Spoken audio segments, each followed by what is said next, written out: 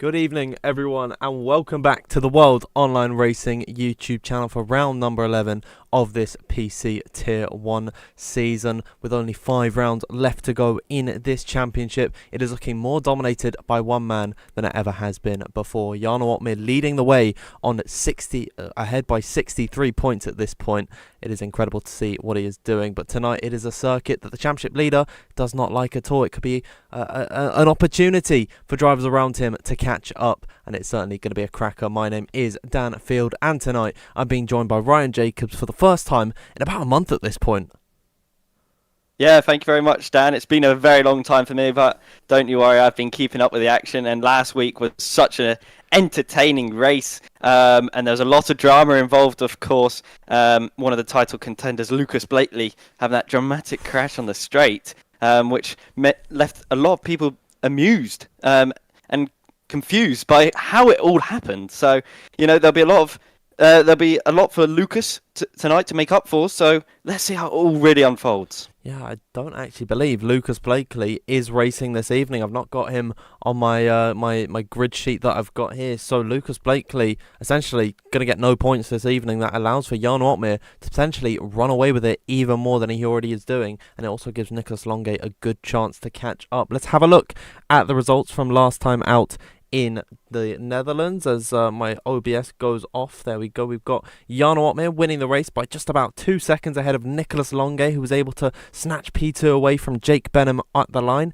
Jake Benham ended up finishing in that third position. István Pukki finished in fourth, and then fifth for Danny Moreno after starting outside the top 10 and in P16. Joni Tormler from 17th on the grid ended up in 6th, and then Fabrizio Donoso from last finished in 7th. Ben Jabaconi in 8th, then rounding out the top 10 is Zanna Van Dijken and Jed Norgrove, and you can see now on your screen how that has affected the championship standings. Jarno Opmeer, as previously mentioned, leading by 63 points at this current moment in time, completely and utterly dominating this championship with 3 wins and 7 podiums to his name. Lucas Blakely not competing tonight on 98 points, with just Nicolas Longe 2 points back in third. The Ferrari driver, he's got a great opportunity to overtake Lucas and snatch away P2 from him. Otis Lawrence, after a poor performance in Zandvoort, stays on 73 points in fourth, and then István Pukki closing that gap in fifth to 57 points. Tomek Paragic in the Ferrari on 51 points in 6th level with 7th place Fabrizio Donoso. Alvaro Caraton, who's not had a good season so far, 8th on 40, just 1 point ahead of his fellow countryman Danny Moreno in 9th, and then Thomas Ronhart rounding out that top 10. But Ryan, complete domination from Jarno Opmeer at this point. He said he doesn't like Abu Dhabi though, so I'm wondering, is that going to be a good opportunity for drivers around him to make up some ground? Well, drivers always love to say when they don't like a track, and sometimes they, thrive on that exact same track. So you just never know what drivers like to do. So sometimes there's a little bit of mind games to really play with other drivers' emotions, really, and downplay what they could actually do. But again, I think Jarno will probably be able to pull out a good result here tonight. He's always good in the race, as we've always seen throughout this season as well. So, let's wait and see how it all unfolds, because qualifying is obviously going to be very, very important around here. And, there's a few parts of this track where, there's places for opportunities to be taken for overtakes to happen. Yeah, there's lots of opportunities for an overtake down into turn number 5, where we saw in season 13 Thomas Ronhart go plain into the back of Jake Benham, ended up getting himself a penalty and losing the championship because of that. Turn 6 is also a great opportunity just at the end of the first DRS straight to go for a move. And then of course turn number 9, Ryan, we were talking about that before the stream. You think there's going to be some drama down there, and I gotta say I agree with you there. Yeah, it's so many times in the past seasons in WOR, there's always been some kind of incident happening in turn on, because it's such a good place for drivers to go down the inside, and sometimes they're even brave enough to go around the outside. But really, you do get forced off if you do go around the outside. So I won't be surprised if we see a driver who might be brave enough just to send one down the inside. But again, you're going to have to be willing to take some risks around Abu Dhabi because it does tend to be a little bit of a train in some parts of the track. Yeah, DRS trains are very common around here, and I would expect the same thing tonight. But last time we were here, Thomas Ronhaar was able to take victory ahead of Alvaro Carreton in P2, and then Nicolas Longue was in third. Jan Ortmeier was not here, but he does have some great memories of this circuit. If you remember back to season 13, that was a three-way title fight going right down to the last race, and Jan Ortmeier was able to secure his championship here. So, even though we've just done 2 races on the PC platform here in WOR PC, it's got some history behind it, and I think it can provide a fantastic race this evening.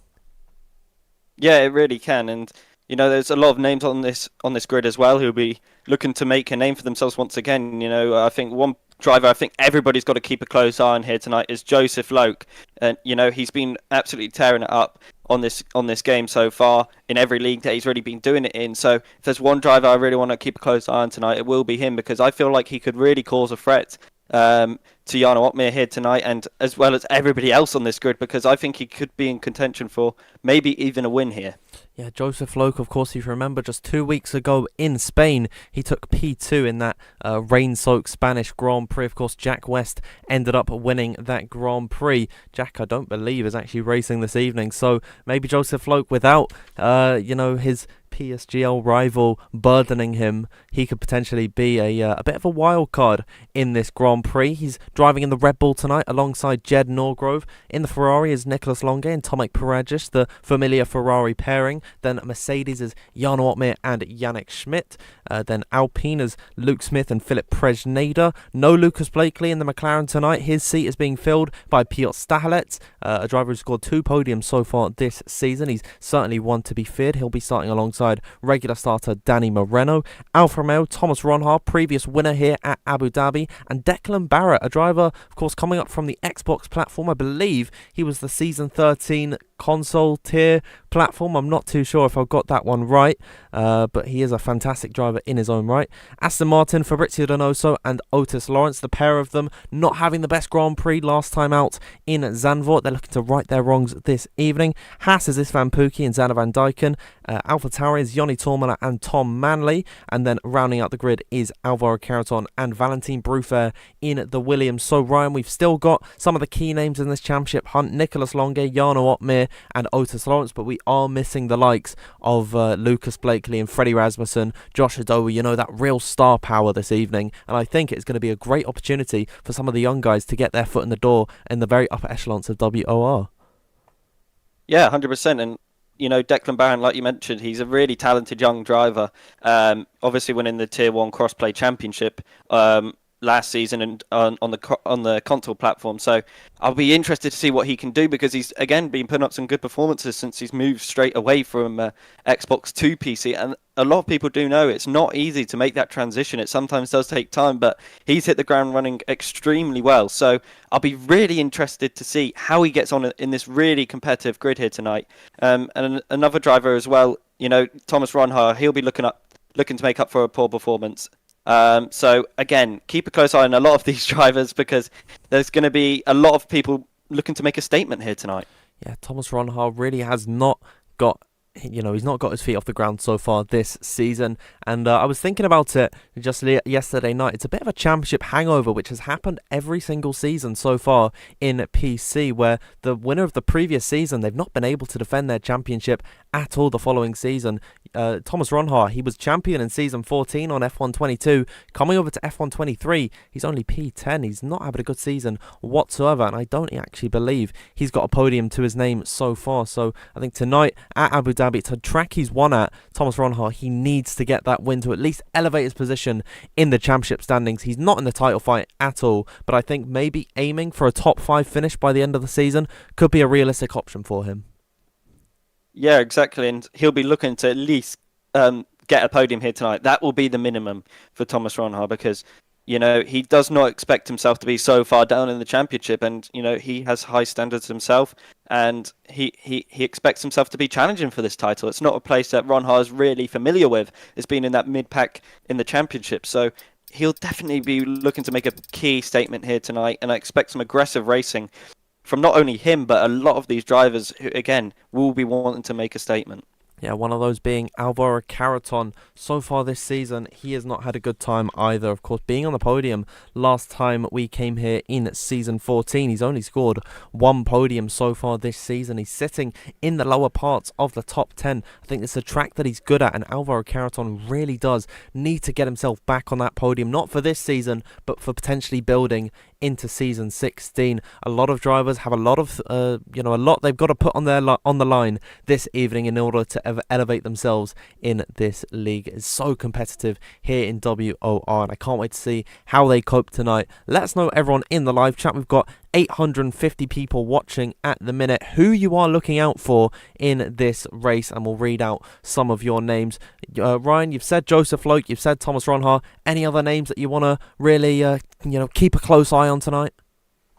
Well, obviously it'll be the big names as well, but I think Tom Manley and Otis Lawrence I'll obviously want to keep a close eye on, because Tom in particular has always seemed to surprise a few people here in some of these tracks. So I wonder if Abu Dhabi might be one of those where he might just thrive at. So again, he'll be one I'll be keeping a close eye on, and Otis will definitely be the one, again, who should be kept a close eye on, because Abu Dhabi, you never know what he can do. On Xbox in particular, he was so quick. So I'll be interested to see, again, on PC, what he'll be able to do, because he should be very quick. And, again, he'll be wanting to make a statement after a poor round at Netherlands. Yeah, absolutely. Of course, he was serving his qualifying ban that he was given after what happened in Qatar. His slate has essentially been wiped clean. He's done all of his time, and I think Otis Lawrence, he really does deserve a fair chance this evening to perform at that level. I can see in the McLaren, a certain Louis Welch has joined the lobby. That is a name that I've not seen in the top tier of league racing in quite some time. Very excited to see how the Pad King, as he's been dubbed over the years, gets on. We're looking to go green in this session. Everyone is readying up in the lobby, so we should start very soon. I'm seeing in the live chat there's loads of love for Jarno Opmeer at the minute. There's some support for Danny Moreno as well, I believe. Jake Benham, I've seen a call for him. Unfortunately, Jake not racing tonight. His seat is being filled by Yannick Schmidt. And so, yeah, a lot of love for Jarno, a lot of love for Jake, even though he's not here. Some other shouts I'm seeing. Nicholas Longe, a driver that's very popular, and I think he's got a good chance of winning. Last time he came here in season 14, Ryan, he was on the podium. Yeah, and again, a lot of these drivers do like to turn up here at Abu Dhabi, so I'd expect Nicholas Longe to do it once again. I think he'll definitely be striving for that win, because obviously you don't want to really finish on the podium because you're just finishing behind the winner. So let's see what Nicholas Longe can do. I think another driver who might be able to, cause a little bit of an upset here and there could be Xander Van Dyken. Again, he's not really for some reason not been a very good qualifier, but in the race he sometimes is able to make up for it. So again, keep a close eye on the young Dutch driver, because again, he might be able to cause a few upsets here and there. Xander Van Dyken is a driver, I'm pretty sure, all the way back in season 10, won the inaugural PlayStation Championship before cross-platform was a thing. It was Xander Van Dyken taking victory over there. He's not quite found that same amount of success on the PC, but I'm really hoping that tonight in the Haas he is able to perform. We are trackside at the minute in Abu Dhabi. We will join you there just after a quick word from our sponsors at Next Level Racing.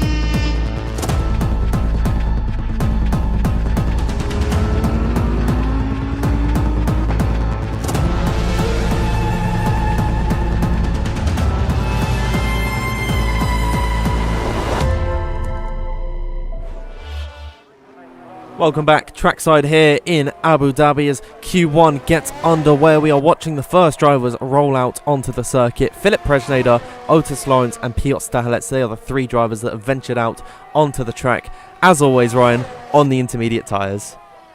Yeah, obviously, for those who are new, this will be them just making sure their wheel and pedals are all working just fine and just testing this up as well, just getting a good feel for the track as well. But I always find it quite interesting. They do just tend to push quite hard on these outlaps, and the intermediates do not like it. They get really, really hot. So one mistake, and they could end up in the wall. So they've got to be a bit careful, going a bit over the top maybe when they're pushing on these intermediate tyres.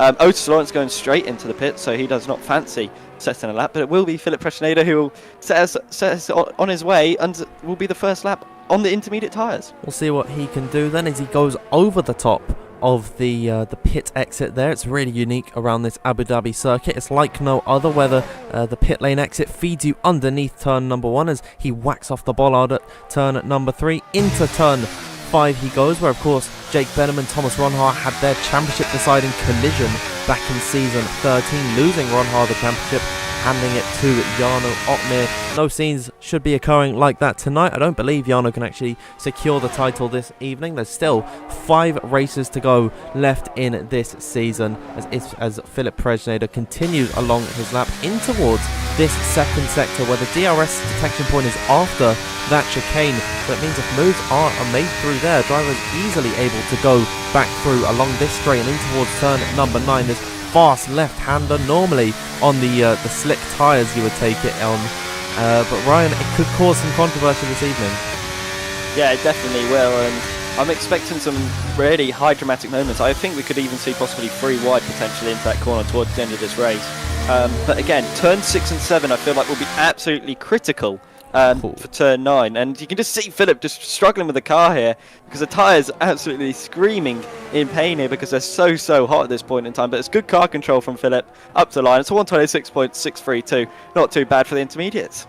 Yeah, Philip Preschneider is a driver that is very experienced in the F1 Esports scene. I believe he is, unfortunately, without a seat for F1 for the 2023 season, but he's a driver not to be overlooked. See what he can do tonight, as we've got a few more drivers out on circuit, as Piotr Stahelec comes to the line, quickest of them all so far, just goes 2/10 quicker than Philip does. I'm trying to see Alvaro Caraton's come into the pit lane, I believe, and we're watching Fabrizio Donoso, a driver who's been pretty decent so far this season. He's managed to secure himself 2 podiums thus far, no wins though for the Chilean driver. And I'm thinking maybe tonight we could keep an eye on him. I think maybe Fabrizio, he could possibly put his name into the ring for a potential race winner. Yeah, he'll definitely want to, because you never want to go a season without winning a race, and all these esports drivers know they've got to win on the board just to boost that confidence, because confidence in league racing is absolutely everything. If you're winning races, you feel unstoppable and on top of the world, but if you're just falling short, getting podiums, you just wonder, are you good enough to maybe even get a win? And there we go for Fabrizio Donoso Fabrizio Donoso getting a very good lap there of a 126.472. Very nice time from him on the intermediates. Normally around the 10-minute mark is when we start to see drivers venture out on a set of the slick tyres, so don't worry, we're only 3 minutes away from seeing some dry running here. Jarno Opmeer, championship leader, 63 points clear of Lucas Blakely, has a great opportunity to extend his championship lead tonight. He is out on circuit on the intermediate tyres. He's not a fan of this circuit, but Ryan, happy memories for Jarno Opmeer today around this circuit, winning the title in season 13 here. Surely today he is going to be looking to seek some more of that jubilation that he's had before. Yeah, he can definitely make it one step closer for him to win this title with a win here tonight. So, he'll definitely want to do everything he can to get a victory, and that will just be the aim for Jarno, of course. And he's got a lot of confidence heading into this circuit, but obviously if it's not his favourite, then you never know. There could be a little bit of doubt in his mind. Could he make a few mistakes here and there? We'll have to wait and see. But Jarno is very, very calculated when it comes to the race. He doesn't really make any mistakes, so I expect just a normal day at the office for Jarno, and really just do what he has to do. Yeah, last time out in Zandvoort, of course, taking victory at his home Grand Prix in front of his adoring fans, both at the circuit and in the live chat. It was a combination of his pure talent and speed, as well as his perfect strategy that he pulled off with the late safety car going in his favour. fitting on a set of the softs and climbing up through the grid. He went from P8 to P1 in I think just 2 laps or something. It was ridiculous from the season 13 champion, the 2-time F1 Esports champion. He has got that dog in him, I believe, as I really do think he could have a good showing this evening. Someone I'm really looking forward to seeing tonight, Louis Welch in the McLaren, filling in for Lucas Blakely. He's back in the my console days. This was the man that you wanted to beat. Of course, driving on the pad when everyone else was on the wheel and putting up numbers that you just wouldn't be able to see from anyone else. He really is the pad goat, and I think if people don't respect Louis Welch, they need to get to know him. Yeah, well, again, I saw on his Twitter earlier that he did a top 5 world record lap around here. So if he could put off a bit of a shock here tonight. If he's got that bit of qualifying pace, he can really put himself in the mix. And we'll have to wait and see. Time trial is one thing, but qualifying on an online session is 2 different things. So let's see how it all unfolds. But Louis looking very, very sharp at this moment in time. Obviously, this is he did an invalid lap on those intermediate tyres, and I'm sure he'll be coming into the pits.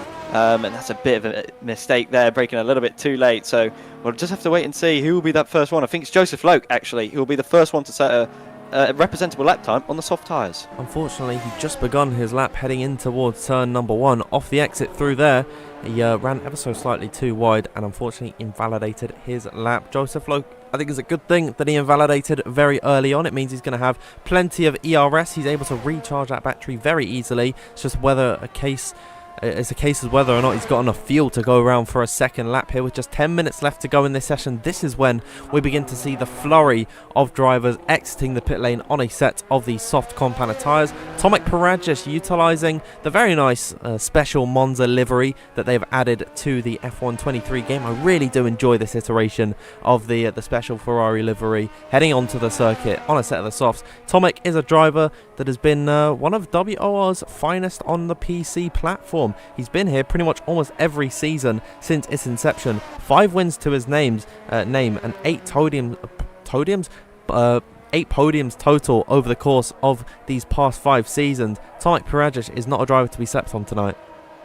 No, certainly not, and he's not afraid to make an overtake as well. So I'll be really interested to see where he'll be able to qualify, because again, qualifying is absolutely critical here in WR Tier 1. So we'll have to wait and see how it all unfolds. And again, I think Joseph Loke does head into the pits. You don't really want to be doing more than 1 lap on the soft compounded tyres around here, because the tyre wear is pretty poor. But the AlphaTauris are in a little bit of a formation right now, going one behind another here. Tom Manley finally getting the overtake on Joni Tormler. I thought we were going to see a 5-place grid penalty, and then would have had to receive the restart. But thankfully not this time around, and Tom Manley gets a move on. Yeah, Tom Manley's a driver that I really do want to do well tonight. He was in a great position last time out in Zandvoort, and then was unfortunately involved in an incident with Alfie Butcher. I think Alfie Butcher's a driver we do need to talk about tonight. He is not here this evening, but he has been given some updates on his incidences from last time out. So the crash with Tom Manley gained him a 15-second time penalty. Of course, his race was ended on the spot there, and I think Josh Idowu might have picked up some damage as well. And then there was also a collision between Alfie Butcher and Jarno Opmeer, which netted the Englishman an additional 5-second penalty. And the next event that Alfie Butcher will compete in, he'll have a qualifying ban, so that is one key thing to note. Tom Manley, believe it or not, yet to win on the PC platform, the Season 12 Xbox champion. I really do hope that he can snatch it tonight. Yeah, I think he's a driver who's really, really gifted and talented. It's just really not hit. He's just not hit the ground running on a PC compared to Xbox, and it's a real surprise that he's yet to pick up a victory. But again, everybody can see the talent he has. It's just whether he can really utilise it and pull out a win, because again, it just takes one victory before the domino effect can happen, where he can just pick up win after win after win. It just takes one victory for everything to change. Yeah, Tom Manley's got bags of talent. He's come so close in previous seasons. Season 13, he netted 3 podiums. I think they were all second places, and he was never able to grab that brass ring and elevate himself onto the top step of the podium. Could tonight be his night? We'll have to wait and see. He's currently heading through the second sector now, and he's going to be able to open up the DRS. Will ride on board with Tom Manley in his AlphaTauri, and have a look at his top speed. You want to keep it pinned to the left-hand side, keep the shortest run on this straight, and then drift over to the right to get that racing line. 201 miles per hour at the braking zone. It's a fast left-hander. Little bit of a correction for Tom Manley as Tomek Parajas comes across the line with a 1 minute 21.598 in towards the third sector, where Tom Manley is going to take to this hotel section. 5,800 glass panes illuminating that 499 room building. It is an absolute spectacle when we come here. Now Tom Manley through the final corner. Nicholas Longue goes to the top of the order with a 1 minute 21.288. Tom Manley to the line with a 1 minute 21.917. His teammate Joni Tormala is able to jump ahead of him. Yeah, there's a lot of mistakes on that lap from Tom Manley, so there's a lot of time to find for him. But what a lap that is by Nicholas Longue. 3 tenths clear of the next driver who's in line, of Istvan Pukki. That is remarkable lap there from the Ferrari driver. And Jed Norgrove goes up into P3, so that's a very good lap from him. I'm on board with Zan van Dijken coming through the final sector here, coming up to the final corner now, and he makes a big mistake just before the final corner, coming up to the line now. It's a 121.7 and puts him up into P7, drops to P8 as Fabrizio Donoso just beats him. And Istvan Pukki's found himself into P2. We're watching Alvaro Carreton now come through the final few corners, yet to get the ground running so far this season. Will it change for the Spaniard tonight? He goes to the to P2 with a 1 minute 21.515. Let's have a look at Jarno Opmeer, winner of the last race in Zandvoort. 3 times he's won this season. Can he make it 4 in Abu Dhabi? Is now out of the exit of the final corner for the Dutchman in that drop zone at the minute, coming towards the line. It's only going to be P15 for Jarno Opmeer. Very dangerous place for him to be that low down the order. Tom Manley in the drop zone at the minute. Louis Welch wasn't able to get a lap on the board. Neither was Yannick Schmidt, and Joseph Loke, I don't believe, was able to do so either. He's coming through turn number 9. Maybe did that Aston Martin impede him there? Yeah, I think that was a bit of a block there from the Aston Martin. Not sure who, but you know, that was definitely off-putting for Joseph Loke. He really couldn't put his foot down as early as he could because he could not tell if that Aston Martin was moving out the way. And this will be a big final sector if he wants to really improve here. Joseph Loke, can he break into the top 10? We'll have to wait and see. A bit of a slide on the exit as well, and he just falls short. P12, just behind the 2 Aston Martins. It's not a bad lap time by any means for him. We'll have a look at the gap to the leader. You can see Nicholas Longue absolutely dominating the field at the minute. He's 2.5 tenths just about clear of anyone else at the minute. Alvaro Carreton sitting P2, Istvan Pukki P3. Look at how close the grid is from second downwards. There's just about 4 tenths separating second from 17th. That is the difference from being in a potentially secure spot for the entire rest of the session to having to go for another lap and fighting for your life in qualifying. So we'll have to wait and see how this session develops. Everyone's coming back into the pit lane. The current drivers in danger of being eliminated: Jarno Opmeer, Tom Manley, Louis Welch, Yannick Schmidt, and Luke Smith, who's already retired. He retired as soon as the session started. I'm not too sure if he had a qualifying ban for the last time he raced here. I believe he was last here in, I don't remember, it might have been in Saudi Arabia. I wasn't there for that one, but I remember him in Qatar. He was involved in a few incidences there, but to my knowledge, no fault was to be blamed on Lucas Smith, so I'm not too sure why he's retired so early. Yeah, I'm a bit confused as well. Maybe we can get an update from Luke or one of the stewards who can probably hopefully tell us why, or unless it's just his own doing and he really wants to challenge himself from the back of the grids, and we'll have to wait and see. But Thomas Ronha, that's a bit brave, I would say, retiring in P5. Considering how close the whole field is, I'm sure there's going to be big improvements here. And I'm not sure if a 0.5 will be safe. We'll have to wait and see, of course. Maybe it's just Longue's banker lap, which has just stunned me here. And, expected everybody to close that gap a bit more. But we'll have to wait and see, because I think Thomas Ronha could be maybe in for a shock exit here. But there has to be dramatic improvement from the likes of Joni Tormala, Valentin Prufer, Jarno, and obviously Tom Manley. Yeah, and I think the only driver that is truly safe in this session is Nicholas Longue. I mean, I don't see 16 drivers overtaking him, 15 drivers overtaking him on a 1 minute 21.2, where most drivers are going to have to improve by 2-3 tenths at the very least, as now Declan Barrett in the pit lane is retiring as well. So the top 6 all believing that they are safe into the next session. See if Jed Norgrove decides to exit the pits. I can see one of the Red Bulls coming out now. That might be Jed, indeed it is, so he doesn't believe it's safe. So 7 downwards all the way to 19th are going to have to come out for another attempt. The first driver out on circuit, he'll be the first one to put us on a lap. Otis Lawrence, been involved in a lot of controversy here in WOR, but he served his penalties, he served that qualifying ban from last week, and I think tonight we've got to give him a fresh chance. Yeah, again, he'll be looking just to rebuild on some poor races and try and just build some confidence after some poor races. So let's see what he can do. He's in P10 at the minute. At the minute he's safe. He's safely through, just about. But again, he'll be wanting to make sure he jumps to at least P5 and upwards to really, really be safe. But I am really surprised by Declan Barrett's choice here to retire, and as well as everybody else, considering the likes of Jed, Piotr Stechelek all have decided to go out on another outlap. That surely puts a lot of pressure on his shoulders, and there'll be nothing he can do about it.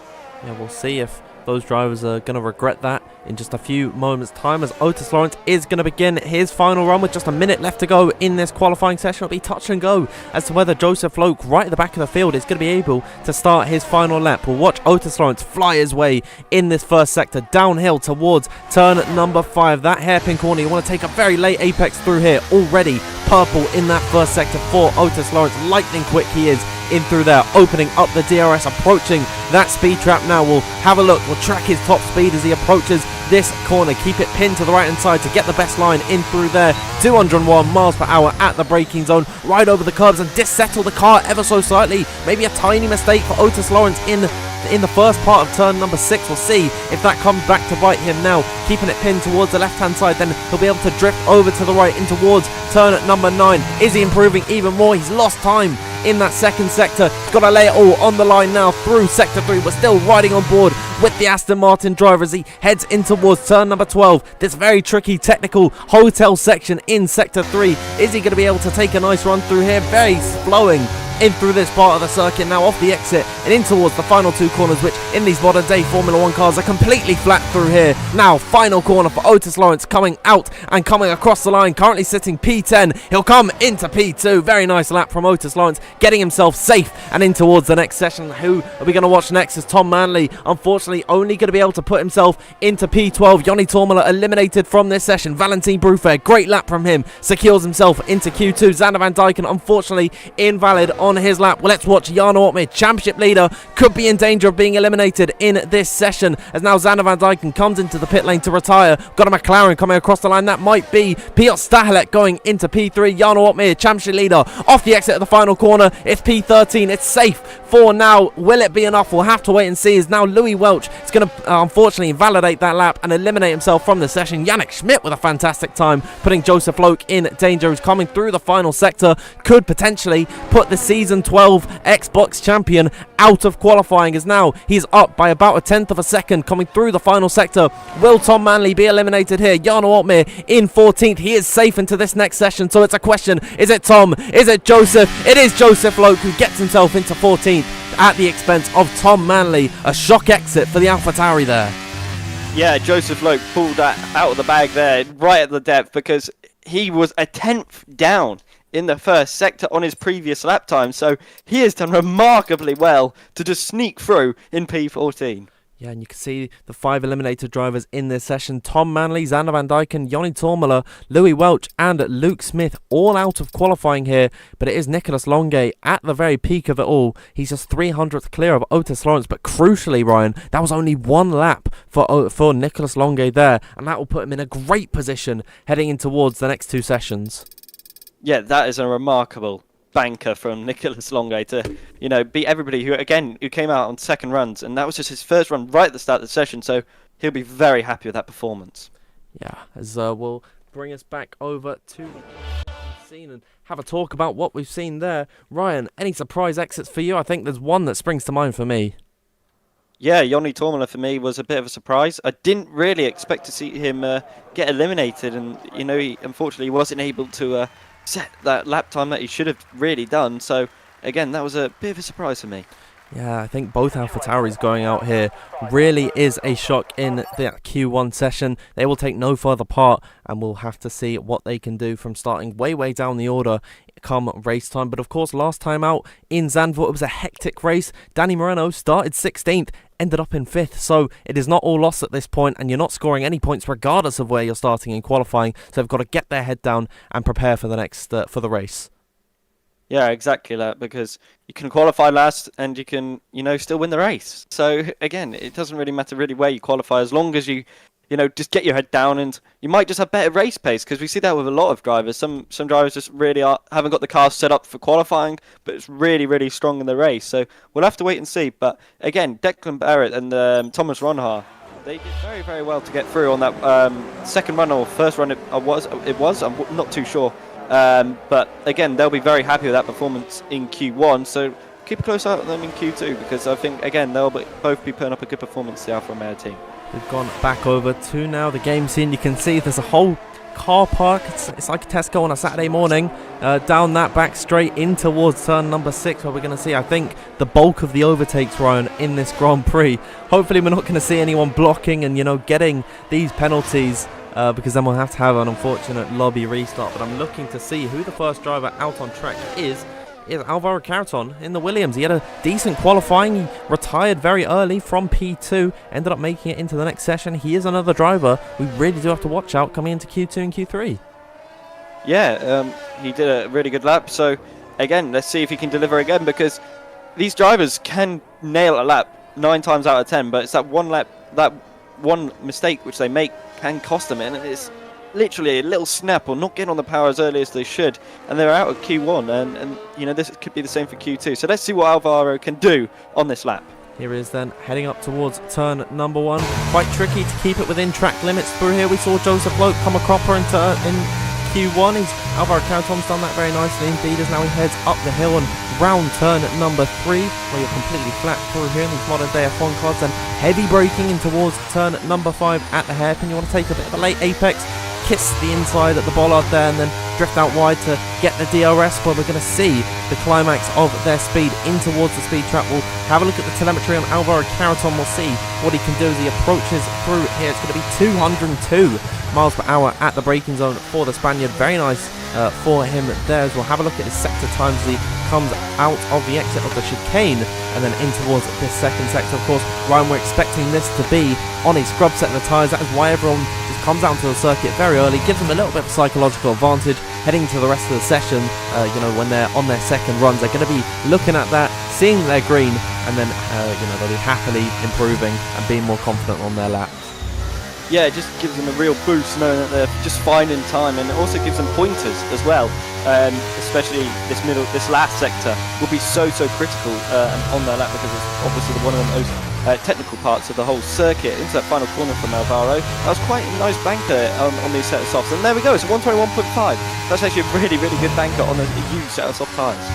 Great lap from him there. We'll watch Nicolas Longuet come to the line. 1 minute 21.444 from him. Very nice time indeed. Piotr Stahelek now coming off the exit at the final corner. We'll see what he can do in the McLaren. He's going to come across the line with the 1 minute 21.8. Slowest time thus far. Let's have a look at one of the Mercedes. It's Yannick Schmidt, driver that I'm very surprised by, pleasantly surprised by in that first session, getting himself firmly into Q2. He'll nestle himself in and around that midfield of a 1 minute 21.634 in P7 for the time being. How's his teammate Jan Otmir for the evening coping thus far on his lap? He'll peel off into the pit lane. No delta time will be set for Jan Otmir, and I don't believe Jed Norgrove actually came out onto the circuit. So at the end of all that running, it's Van Pookie, quickest of them all so far. Very nice time from him. And then Nicolas Longuet in P2. P3 for Thomas Ronhaar, just a 100th back from Nico, and then Otis Lawrence in 4th. Valentin Bruffe getting the better of Alvaro Carreton in P5. Yeah, I think you can really tell who's probably used up more of their tyres on their laps as well, because look where Declan Barrett is, or it's just a really costly mistake, as well as Piotr Szekler. So there's a few mistakes obviously on those laps, but overall it's a really tight field so far, and both Jarno and Jed both went into the pits, obviously abandoning their lap times, and it's Van Pookie taking out the bollards there, which is quite an interesting decision, cutting the corner a little bit. But yeah, really interesting first set of banker lap times, and really close between the top 3, of course. And once they set on these fresh set of soft tyres, it's really going to start to kick off. And I wonder if Jan Otmir will actually be able to squeeze through here into Q3, because again, like you mentioned, it's not one of his favourite tracks, and it is starting to show here. And Jan Otmir, typically he's not the best qualifier on the grid. He's certainly in the race, hands down the quickest driver that we have on this grid this evening.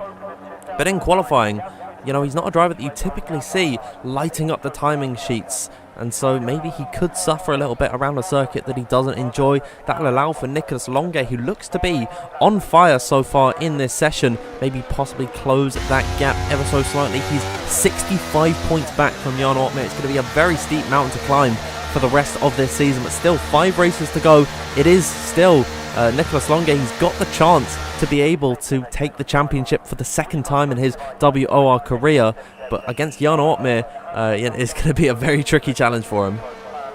Yeah, 100%, and the lead he's got as well. It's going to be very, very tough for Nicolas to close the gap, especially with the rounds left that we've got in this season as well. So I'll be surprised if Nicolas can cause one of the most dramatic turnarounds in WR history to win the championship. But I've been pleasantly surprised before. In league racing, you just don't know what can happen. So we'll have to wait and see. But I know Jarno will definitely want to set an actual lap time on the board here, and I think it will be on a fresh set of soft tyres. It has to be, really, because you don't really want to be gone out on another you set in, obviously in this part of the session with only 8 minutes left to go. Yeah, because then you're really setting yourself up for just one possible run where you're going to be at your quickest at the end of the session. And I know that Jan Ortmeier, he's a 2-time F1 Esports champion, is season 13 WR champion, but that is a lot of pressure to put on just one lap. And we know that, everyone here is human. They are all prone to making mistakes. So I think Jan Ortmeier exiting the pit lane, he's gone over the marbles ever so slightly, but that is a nice, shiny, fresh set of soft compound tyres strapped onto that Mercedes. He's in and around that mid-pack at the minute in terms of where everyone is on circuit. The first driver out on track, I apologise, I've just brought up my Windows screen there. The first driver out on circuit is Philip Presnader, a driver I'm happy to see in the next session. He normally is, when he league races here in WOR, he is normally around about a Q2 driver, and I think that is actually where he qualified last time out in the Netherlands. He didn't end up scoring any point. Actually, no, he wasn't here. I'm mixing him up with Ben Jabo-Konyi, but he's normally around about that 11th to 13th position where we see Philip Presnader. But on his day, Ryan, he could potentially get himself into Q3. Yeah, he's done it in the past where he's liked to put on a really good performance in qualifying, and then in the race sometimes he does dip off. So we'll have to wait and see. Will it be a better day at the office for Philip as he approaches into turn 1? He wants to use that right hand side of the curb and then just chuck it in and clip that inside curb nicely, making sure not to invalidate. That's the crucial part of that turn 1 and turn 2 corner. Again, riding that inside curb just to minimise the distance, and again use that bit on the curb on the right hand side into turn 5, late apex, clip that inside curb again and get on the power as early as you dare. And that's a really nice line there from Philip Presnader, opening DRS along this long straight where we'll probably see a lot of battling heading up into turn 6 and 7. So yeah, Philip Presnader, he'll be wanting to make an appearance into Q3 and really put on a good performance here tonight. Then off the exit of turn number 7, back-to-back DRS zones. If you don't make the move into turn number 6, turn number 9, you'll have the opportunity to do so as you open up the DRS and then keep it pinned to the left, drift over to the right. Again, use just a slight bit of curb in towards turn number 9 and then take that sort of double apex left-hander through there. Drift out wide once again. You want to use all the circuit that you can to scrub off as little speed as possible. Then into the third sector, get really technical through here. It's a lot more flowing than it was previously, of course, before the 2021 repaving of this track. And there, Philip Presnader off the exit of turn number 13 has a slight slide, but he is able to correct that ever so nicely. Is now off the exit of the final corner to come across the line. 1 minute 21.278 for him to open up the session of the first proper laps. That's a nice time from him there. We'll watch Nicolas Longe topping Q1. Isfan Pookie to the line with a 1 minute 21.195. They're inching closer to the 1 minute 20s. As now here comes Longe to the line. 1 minute 21.099 from him. Very nice, very competitive time from him. Let's have a look at the championship leader, Jarno Ortmeier. Struggled in Q1, just finishing in 15th position, barely squeezing into Q2. Can he right his wrongs in this session? Goes P7 for the time being. We'll have to wait and see how competitive that is in regards to everyone else. Otis Lawrence, purple in the second sector. He is a driver that we need to look out for as he heads to turn number 11. Yeah, I don't think that'll be enough for Jarno. He'll definitely have to go out again, and it's showing that he's just struggling here at Abu Dhabi in this qualifying session. But Otis is really chucking the car through this final sector here, and that's really nicely done. He carried so much speed under that bridge there, and that was really nicely done into the final corner and up to the line. Now it's a 121.213, so that's a really nice lap there from the Aston Martin driver. Yep, Jarno Opmeer, Alvaro Carton, Fabrizio Donoso, 3 drivers we're very shocked to see, I'd say, in that drop zone. Yannick Schmidt as well, after his pace in Q1, I'm surprised to see him down that low. And then Tomek Paradzis getting a podium so far this season in Saudi Arabia. He tends to do well in these Middle Eastern circuits, but it's not gone his way so far in Q2. I think that bottom 3, they all didn't actually complete their laps. So far of the drivers that have set laps in this session, you know, proper, fresh, soft compound tyre laps, Jarno Opmeer is the slowest. He really does not enjoy this circuit, despite winning the championship here in season 13. I remember he wasn't actually up to that much pace, and with the penalty that Thomas Ronhaar received, he was able to win the championship, but on the night, he wasn't quicker than the Dutchman. The Dutchman in question, Thomas Ronhaar, in P3. We've not seen too much of him so far this session. 1 minute 21.199. He's exactly a tenth off the back of Nicolas Longuet. We know they both have some history together. I think there's going to be, if they're starting at the front of the order, some fierce rivalry between the two. Yeah, exactly. They've got so much history around this circuit, and you know, I'll be interested to see. But Thomas is really keeping it quiet, but he's doing really, really well in this qualifying session, right behind Esteban Pookie, and just a tenth behind Nicolas Longley. So again, these 3, it seems to me, look the quickest so far. But again, it's one thing being quick in qualifying, it's another big thing being quick in the race, and obviously that's where Jarno's experience comes into play, where he's very, very quick, because when you know, we've seen him in the past qualifying down in P16, P17, and he somehow finds a way to get onto the podium in some occasions, and you know, that's just typical Jarno Opmeer. So you can't call him off or write him off if he gets eliminated here in Q2. Yep, Jarno Opmeer, we do have to always keep an eye on the championship leader. Remember in Brazil earlier this season, he was eliminated in Q2, came back, I believe, to take a podium. That was a very chaotic race in the Brazilian Grand Prix, so forgive me if I did get that stat wrong there. But Jarno Opmeer, we know he can come up through the races. The top 3, the top 4, all retiring from this session, and wouldn't be surprised. Actually, wow. Piotr Stahelec coming out onto the circuit with just 2 minutes to go here. You know, he's sitting P5, just, what, 600th off the back of Otis Lawrence. Otis is confident enough to retire in the pit lane, but Piotr has come out for another lap, and you can see there's plenty of drivers on the 21.2s, the 21.3s that could potentially put Otis Lawrence in a bit of danger coming towards the end of this session. Ryan, just 2 minutes to go. I'm going to pose the question to everyone in the live chat. What do we think the cutoff time is going to be? Oh, that's a tough question. Since everybody's coming out, I do think it'll be I think it'll be a very low 0.3. I think that will probably just be about safe. We'll have to wait and see, of course, but I think just about a very, very low 3. So maybe just above Jed Norgrove, in between Joseph Loke. I think that will just about be the cutoff. But again, these are a very talented bunch of drivers, so I would not be surprised if I'm wrong here. But you'll have to wait and see how it all unfolds. PSR Fezzo says 0.304. Ivan Fuch says 0.35.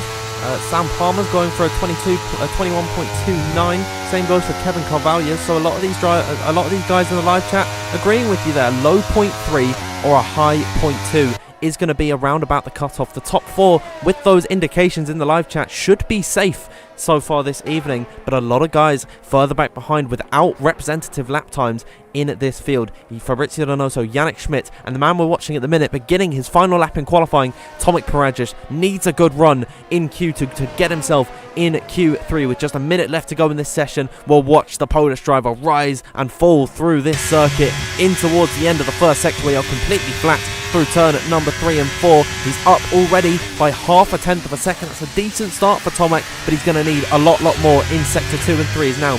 He comes off the exit of turn number 5, open up the DRS and keep the foot flat to the floor as you approach turn number 6. Very heavy braking zone where we're going to see a lot of overtakes come race time, as now hitting that braking zone down into 3rd gear. Slight lock up on the inside front left could harm Tomek's lap ever so slightly, is now off the exit turn at number 7 in through 8.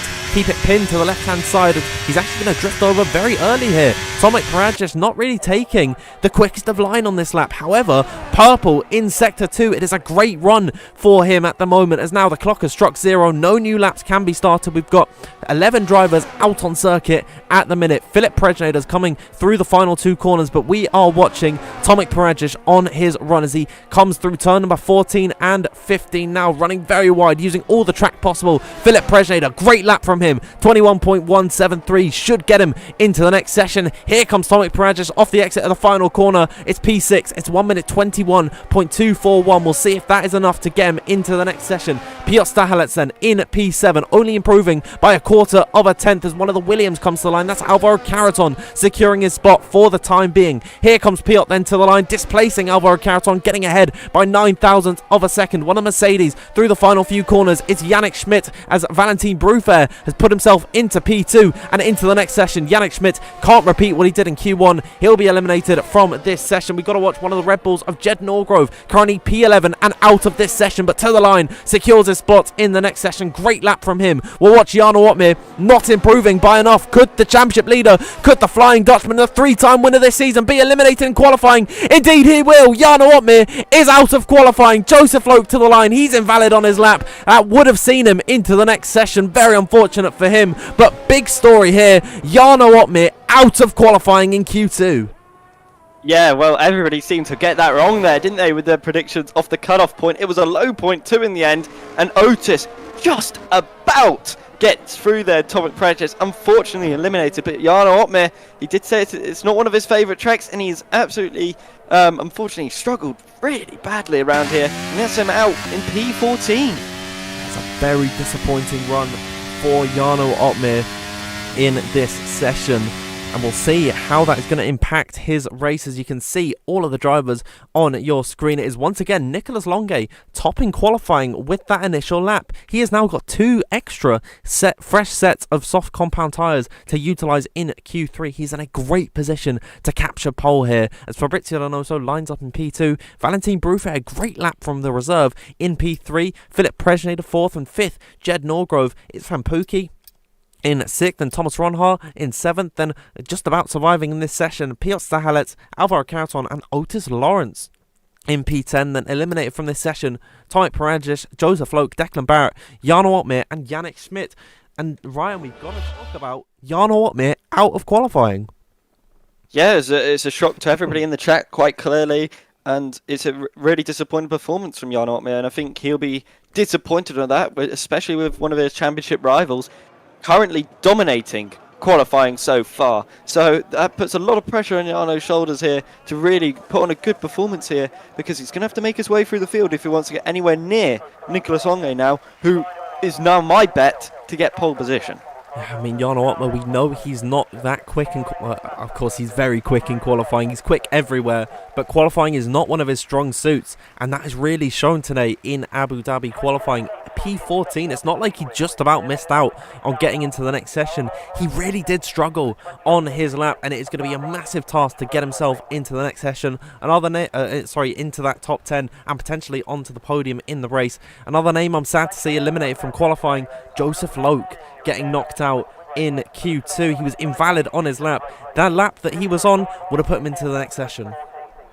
Yeah, he just made too many mistakes in qualifying. He made a few mistakes in Q1, had to go out for another run on a new set of soft tyres. He had to do that again in Q2, and that ultimately led to his downfall, unfortunately. Just, and in Q3, if he did get through, he would have only probably had 1 fresh set of soft tyres available to him. So that would have been really difficult for Joseph Loke to put on a really good lap in Q3. It would have been a lot of pressure on his shoulders. So he's in a good position though in P11, so I feel like he'll P12, sorry. So he should be in a good position where he could make his way through the field if he picks the right strategy, because again, that is going to be a critical part of this race. Absolutely, Q3 is underway. We're yet to see any drivers out on circuit, so I think it is a good time for us to head over to our sponsors at Virage GG, and we'll talk to you in just a few moments' time. See you in a minute.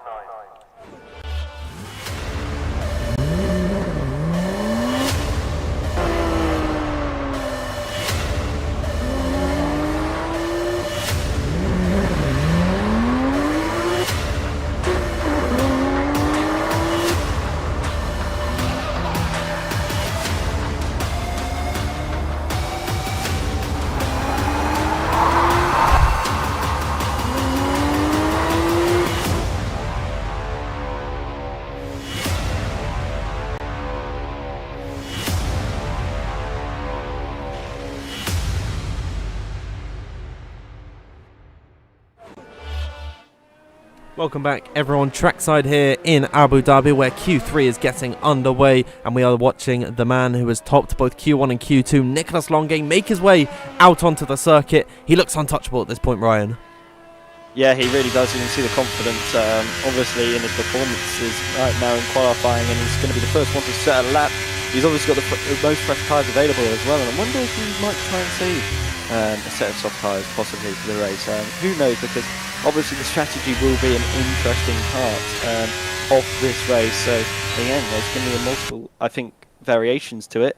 You know, I think the hards obviously will be the favourite tyre choice for a lot of these drivers, since they will be the best wearing tyre around here. So let's see how it all unfolds. But Nicholas, again, is obviously going to be my bet after those performances in Q1 and Q2 to steal pole here tonight around Abu Dhabi, because he is looking untouchable at this moment in time.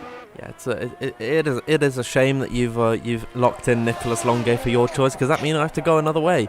So I'm going to say Alvaro Caraton taking pole position in this session. Let us know, everyone watching in the live chat, who you think will be taking pole position and what the time it will be.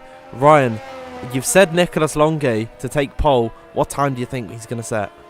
I think he'll break into the 1 minute 20s, and I think it'll be a very low 0.9, potentially, if he absolutely nails it, maybe a very, very high 0.8, but I would not put it past him to do a very low 0.9, because he's looking like he just knows this track inside out, and the car looks so planted and set up for him that he can just extract every bit of the car to set that perfect lap.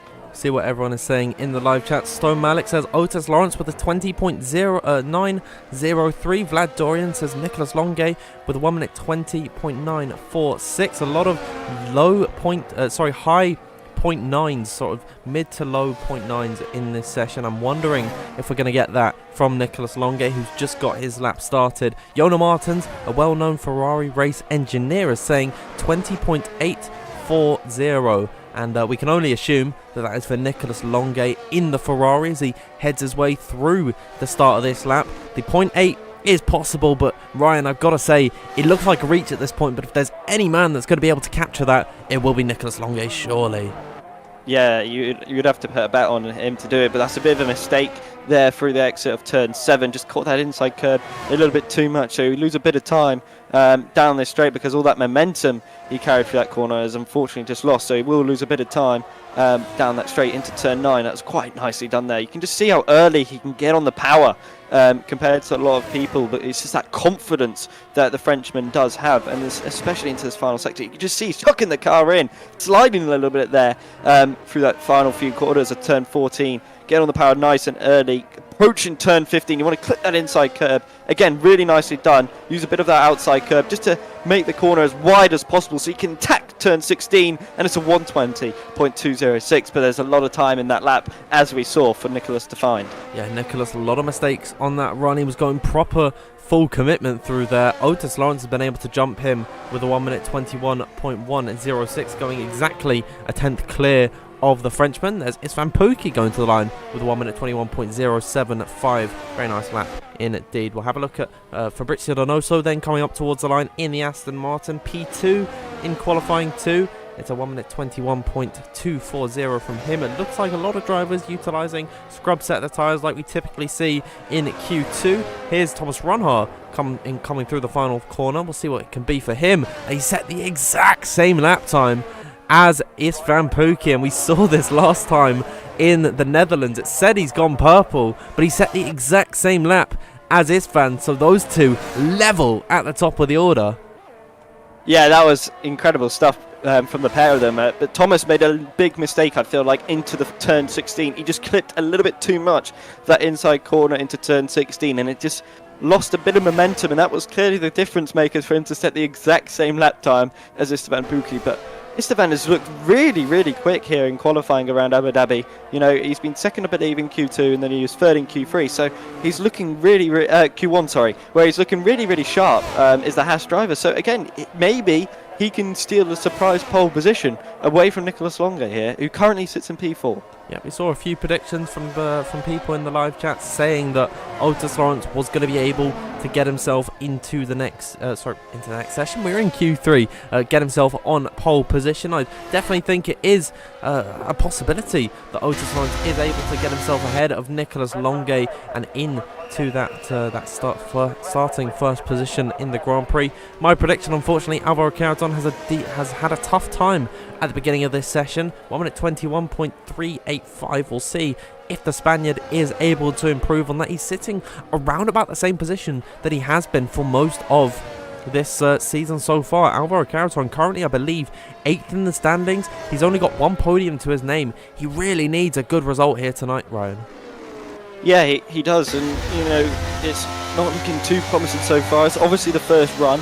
We've got 4 minutes left, so they'll obviously now sit in the pit, and we'll have to unfortunately wait a little bit before they all decide to come bursting out, and then we'll see a massive traffic jam all around the circuit where everybody will just be looking to warm up their tyres, warm up the brakes, and then go for their final run, burn off as much fuel as possible on this final run, because again they'll only have 1 shot on this final run.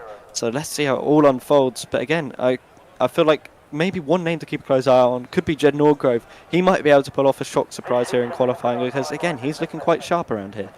Yeah, well, at the moment we've got Istvan Pukki and Thomas Ronhaar completely level in a dead heat in the fight for provisional pole position. Let us know, everyone in the live chat, who you think is going to get pole. Ryan, for some reason I'm seeing my name in the ballot for taking pole position. I'm not too sure it's possible at this point. Do you think there's a chance there?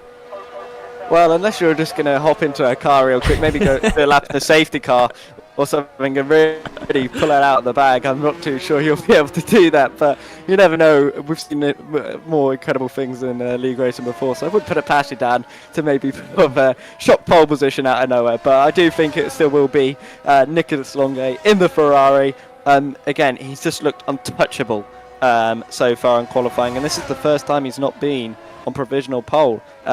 In Q1 and Q2 he was pole in both sessions, but now he's in P4. Maybe there's a bit more pressure on his shoulders now. Yeah, absolutely, and just of both the commentators available, everyone's saying the one to take pole is the one who's not league race since F1 2020, as in contrast to the former Challengers driver. So I'm not too sure what everyone's thinking, but we know the 10 drivers in this session. We've got just 2 minutes left to go in qualifying. Let us know, everyone, once again, who you think is going to be taking pole position in this session. I'm seeing a prediction for Istvan Pukki with a 1 minute 20.896. That is from Cheesy Snice. I'd love to see Istvan on pole. Of course, winning in Saudi Arabia this season. He's managed to get 2 podiums as well. He is the most successful reserve so far this season. I'd love to see Istvan on pole position here in Abu Dhabi.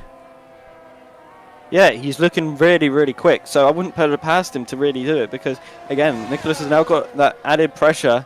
He has to find at least 2 attempts here, plus whatever Istvan finds on his lap as well. So he's not the one that's setting the tone for this qualifying here, so he's got a lot of questions to be answered as the Ferrari driver. But again, it'll be the Piotr Stechlik in the McLaren who will be the first one to get us underway on these final runs in Q3. 2 podiums so far this season for Piotr Stachelecs. Here we go for the final laps in qualifying as he approaches turn number 1. Be careful not to run too wide, so as to not invalidate through the first corner. Then flat out through turns number 2, 3 and 4 as you rise and fall over this crest and in towards the downhill descent towards turn number 5. Piotr Stachelecs, it's a good start to the lap for him, improving by just 300ths of a second. It's not enough though to get himself in the fight for pole position. Nicholas Longuet further back behind has just started his lap, and I think it's only right that we watch him on a run through here, improving by 36 thousandths in the first sector. That is purple for Nicholas Longuet. He has got Otis Lawrence just ahead of him on track as well, so we'll have to keep an eye on the young Welshman as they approach turn number 6. Otis Lawrence going to meet that braking point now. Nicholas Longuet 203 miles per hour at the braking zone. Blistering speeds for the Ferrari off the exit now. Turn number 7 where you want to get the power down as early as possible. possible. Otis Lawrence, I believe, has backed off on his lap. There must have been a mistake there from the Welshman. Is now in towards turn number 9. Nicholas Longay improving by almost 0.2 of a second. This is a sublime effort through the first and second sector for the Frenchman, fighting to keep his championship hopes alive. Jarno Opmeer eliminated in Q2. Nicholas Longay needs every position he can get here tonight. Is now through and underneath the hotel section of this magnificent Abu Dhabi circuit. Now through the final 2 corners. What can Nicholas Longay do in his Ferrari? Will ride on board with the Frenchman off the exit of the final corner. It's a 1 minute 20.835 provisional pole lap from Nicholas Longay. What a run from him there. Piotr Stahalek managed to put himself into 5th, 7th for Philip Presneder. Let's have a look at Alvaro Caraton coming across the line in P2. Valentin Bruffer, his teammate for this evening. Where can he go? He'll get himself onto the front row. That is a great lap from Valentin Bruffer. Well, now we are watching Thomas Ronhaar through the final few corners, but he is ever so slightly down on his previous best attempt. Isfan Pookie split the 2 Williams. Otis Lawrence retiring in the pit lane. It's not been a good lap for him whatsoever. Donoso to the line, displaces Valentin Bruffer in P2, as now I think Thomas Ronhaar came into the pit lane, retires from this session, and that means no one can contest Nicholas Longay on pole position here. Yeah, what a lap from Nicholas Longay that was indeed. I'd just like to point out, Otis Lawrence locked the rear tyres in the braking zone into turn 6. He had to try and counter steer into the corner, and he had to cut the whole corner, so that was why you saw Otis Lawrence pull over to the right hand side and let Nicholas Longay through. But what a second lap that was from Fabrizio Donoso. He has come out of absolutely nowhere. Yeah, absolutely, but it was nowhere near, in terms of what we see normally, it was nowhere near Nicholas Longay. A 10th and a quarter clear of anyone else in this session. What a lap from the Frenchman.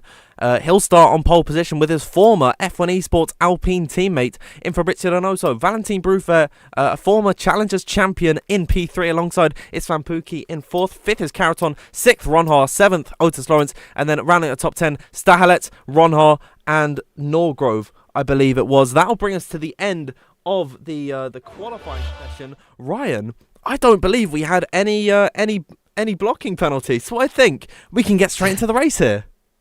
It's an absolute miracle, isn't it, Dan, that we can finally just go straight into the race.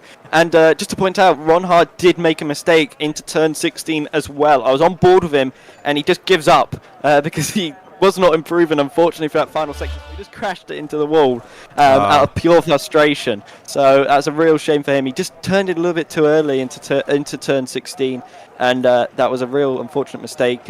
But now we've got a really exciting race ahead. Yeah, absolutely. I'm so looking forward to this Grand Prix. A fun fact about Abu Dhabi here in WOR, we've never had a repeat podium sitter around this circuit. Nicholas Longay, of course, finishing P3 last time we came here in season 14. All signs are indicating he falls off the podium. We'll have to wait and see if that reigns true this evening. We are just waiting for this race to get underway. Longay, 65 points back from Jarno Opmeer in the championship, starts on pole. The championship leader, Opmeer, starting all the way down in P14. It is going to be a mountain to climb for him to get himself onto the podium and keep that streak alive so far this season. Donoso revitalising his esports career, runner-up in 2017 F1 Esports season, really finding his feet just 5 years later? Is it 6 at this point? I'm not too sure. I think it's 6 years on from his second finish in F1 Esports. He's still fighting it out. Valentin Bruffer looking to make a name for himself on PC. So many stories this evening, and I just can't wait for this race to get underway, as I have to at this point, Ryan, keep talking so as to get the race started, because we don't have the countdown anymore. Yeah, we just got to wait and see and how long this all unfolds, because everybody's going to be picking their strategy, just maybe editing maybe the wings a little bit, as well as the fuel load. That's going to be a crucial part of this race as well. But I wonder what the strategy will be from a lot of these drivers. Here we go, Dan. Here we are then, getting ready to start here in Abu Dhabi. Nicholas Longay on pole, Donoso second. Who's going to get to turn 1 first, as we are now underway here in Abu Dhabi? It looks to be a lightning start from Nicholas Longay, heading in towards turn number 1. He'll clear Fabrizio Donoso. Valentin Bruffer looking to challenge Isfan Pookie, who's had a great start up into P3 off the start of this race, but in towards now the first and second sector. Nicholas Longay, brilliant getaway ahead of Donoso. Isfan Pookie Pookie in third. Yeah, there's a bit of a battle in the midfield. Declan Barrett trying to go round the outside of Joseph Lope, but it's actually Jana Uppbeat who sneaks down the inside of Declan Barrett, and Declan Barrett's been forced off the track. I think there's been a bit more contact. I'm not sure if I saw a bit of front wing fly off the car there, but Jana Uppbeat's had a good start to this race, and Declan Barrett is not giving this battle up without a good fight. Whoa, he's almost going straight on it, down at turn number 6. Further up the order, Otis Lawrence getting by on Alvaro Carreton. It's a melee down in the midfield in the second sector. Alvaro Carreton now losing a number of positions. Have a look at the tyres, the top 3 all on softs. Medium tyres strapped on to Otis Lawrence and Piotr Sahalets. That'll explain why why they were both able to get by on Alvaro Carreton so easily. But in towards sector 3, where we should hopefully see things calm down a little bit. Longe with a lightning start ahead of Donoso in P2. Istvan Pukki jumped Valentin Bruffair with 2 steps softer tyres to get himself onto the podium, but those tyres will die out very quickly. Having a look at Thomas Ronhaar in 9th position behind Philip Presneder. When will the Dutchman, the season 14 champion, looking to recapture glory this season, try and make some moves? As there is Istvan Pukki. Yeah, Istvan Pukki as well, doing really well, but there's a bit of a battle at the back of the field. Luke Smith made a horrible mistake into turn 16. That really cost a lot of the drivers behind him nearly to lose their front wing, and Xander Van Dijken had to avoid an action. Johnny Horner getting back past Louis Welsh now, who's down unfortunately in P20, but it's been a really entertaining opening few laps so far, and it's interesting to see the tyres choices from everybody. Again, we've seen that variation, we've seen it all season long, where there's really been nobody making any same tyre choices, but there we go. Tomek Prez down the inside. Is he going to make it down the inside of 2 drivers? He is. He's down the inside of Philip Presneder as well. 2 places in the space of 1 corner. Really nicely done there from the Ferrari, but really wasn't much of a fight there from Philip Presneder or Thomas Ronhaar, both on the hard tyres, remember. Tomek starting down the order. He's up 3 places in this race. There's Otis Lawrence trying to make the move on Valentin Bruffair around the outside of turn number 9. Will he make the move stick with the fresher, softer, medium tyres? Indeed he will. Go around the outside now. Piotr Stahalets looking to follow through. He'll have to go down the inside through turn number 13. That was a touch and go moment, but he's managed to come out with his front wing intact. Valentin Bruffair in a medium tyre sandwich at the minute, but he's doing a great job of fending these guys off, and in a few laps time, when the DRS is enabled, actually this time by, he'll be able to utilise that slipstream off everyone, and I think Bruffair is going to be able to possibly sit in this DRS train and be in a great position later on in the Grand Prix. Looking at further down the order, you can see Declan Barrett getting by on Luke Smith for P16. It's been a bad start for Declan Barrett, and now Luke Smith has gone around the outside, and that's a disconnect. Declan Barrett out of this race now. Yeah, I was waiting for that to happen, to be honest. He's been, unfortunately, having some internet issues quite clearly. And then we've got Valentin Bruffair really getting the elbows out against Piotr Strachelek. This is a really big battle between these two. Piotr obviously wants to get past on the medium tyres. It's critical for his strategy. But Valentin Bruffair is really getting the elbows out, and he's really struggling with the ERS now because he's just desperately trying to hold these medium runners back as long as he possibly can, so his tyres will become quicker earlier on in this race. And Joseph Loke is trying to get past Yannick Schmidt there in P13. This has been a really interesting battle. All these drivers not afraid to make a move here. Yeah, Valentin Bruffair, he just has to bide his time, because in a few laps' time, he will be able to be quicker than these medium runners and the soft runners, especially at the front of the order. They are spearheading this race on lap number 3. Nicolas Longe was under pressure from Istvan Pukki heading in towards turn number 9, but Istvan had no interest in going for the move. Fabrizio Donoso sitting pretty in P3. He's got his teammate for the evening, Otis Lawrence, just behind him, maybe in about 2 or 3 laps' time at this point. Otis will be quicker. He'll be the lead medium runner, and he'll be in prime position to overtake all of these soft runners whose tyres in the next few laps, Ryan, are going to die out so quickly. Yeah, that's a great point to make, Dan. And that ERS, though, advantage that they do have over Otis Lawrence is quite substantial, so they should be able to hold Otis up as long as they possibly can. They can really try and work together as Piotr Strachelek goes down the inside and finally makes that move on Valentin Bruffair, who I think really just gave in and decided to let him through, the Polish driver. Nicely done down the inside into turn 5. He'll be very happy with that one. And Nicolas Longe now losing out to Istvan Pukki, who decides he wants to lead this race from the front now. And Thomas Ronhaar getting down the inside of Philip Presneder. Thomas Ronhaar's had a bad start in this race. He's lost a number of positions to all the medium runners in behind him. There's Joseph Loke off the exit at turn number 7, finally getting the move that he wanted to make a lap ago on Yannick Schmidt. Is now at the front of the order once again. Nicolas Longe going to be able to retake that position, get himself back into into P1 in this Grand Prix ahead of Istvan Pukki. Donoso happily just watching this go on by. He's got the best seats in this house to spectate this battle ahead of him. They're swapping positions, but I don't think they're really fighting at this point in time because they have to settle into a rhythm now, conserve their tyre life for as long as possible, because you can see the pace of Otis Lawrence in behind, who I really hope has cleaned up his game heading into this race, because he's right on the back of his teammate for the evening, Fabrizio Donoso, and in the next lap or so he could be up the inside and making a move. Yeah, I was expecting some drama, by the way, while all that action was all unfolding. Joseph Loke and Yannick Smith and Tom Manley, they nearly went 3 wide into turn 9. It was really, really interesting stuff. And Tom Manley nearly made the move up into P14, tried to hang it around the outside, but it just wasn't enough alongside to really make that move stick. So it's a close battle to watch here for P13. It's really starting to heat up between the Red Bull, Mercedes and the AlphaTauri. Williams now swap position. Alvaro Carreton going to be able to get ahead of Valentin Bruffair. That is a pure matter of pace. Both of them on the hard compound of tyres. So Valentin, he doesn't have that excuse that the drivers ahead of him on the quicker tyres. Now Alvaro Carreton is the leading hard runner. Valentin's going to do his best to stick with his teammate for the evening, work with him and try and maintain that P7, because Tomek and Jed Norgrove in behind, they have got the medium tyres strapped on. I think at this point on lap number 5, those mediums are going to be the quickest tyre in the Grand Prix, because those softs around a circuit like Abu Dhabi, they die out so quickly. I wouldn't be surprised with 4 laps of wear on them at the minute that the top 3 are going to struggle. Yeah, I think you're already starting to see the effects of it, because look at the Aston Martins here. Otis is all over the back of Fabrizio Donoso. You can just see, and he's got a terrible X out of turn 16, but Otis, again, he just can't get through Fabrizio Donoso, just applying the battery just enough to keep him front, but you can tell the soft tyres are completely at the end of their peaking ability so far, because at this moment in time, it's going to be a move now into turn 5, surely for Otis. He wants to make this move down the inside. It will be done easily. And there we go, Otis now up into P3.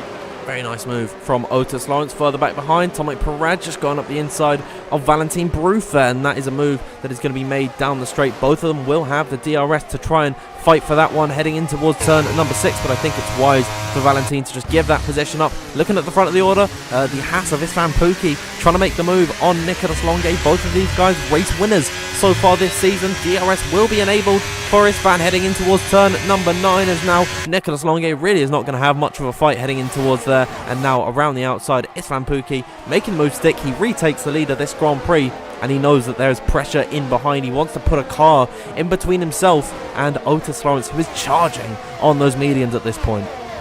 Yeah, and all of that as well. Jed Norgrove finally got past Valentin Bruffair. He tried to make the move down into turn 6. He had to back out of it, unfortunately, but then the ERS advantage that he did have over Valentin Bruffair, he was able to just breeze past the Williams down the main straight before into turn 9. So it's a nice and easy move there for the Red Bull driver, who's starting to pick up some places now on these medium tyres. Oh, and here comes Piotr Stahelec down in towards turn number 1. He utilises the battery, makes the move on Fabrizio Donoso, who is really struggling on these tyres at this point, and now there's beginning to a rift is beginning to form sort of between the top 3 and the rest of the field, because now Stahelec's 7/10 back on Otis Lawrence ahead of him, who is on the rear of Nicolas Longuet, fighting for the lead of this race.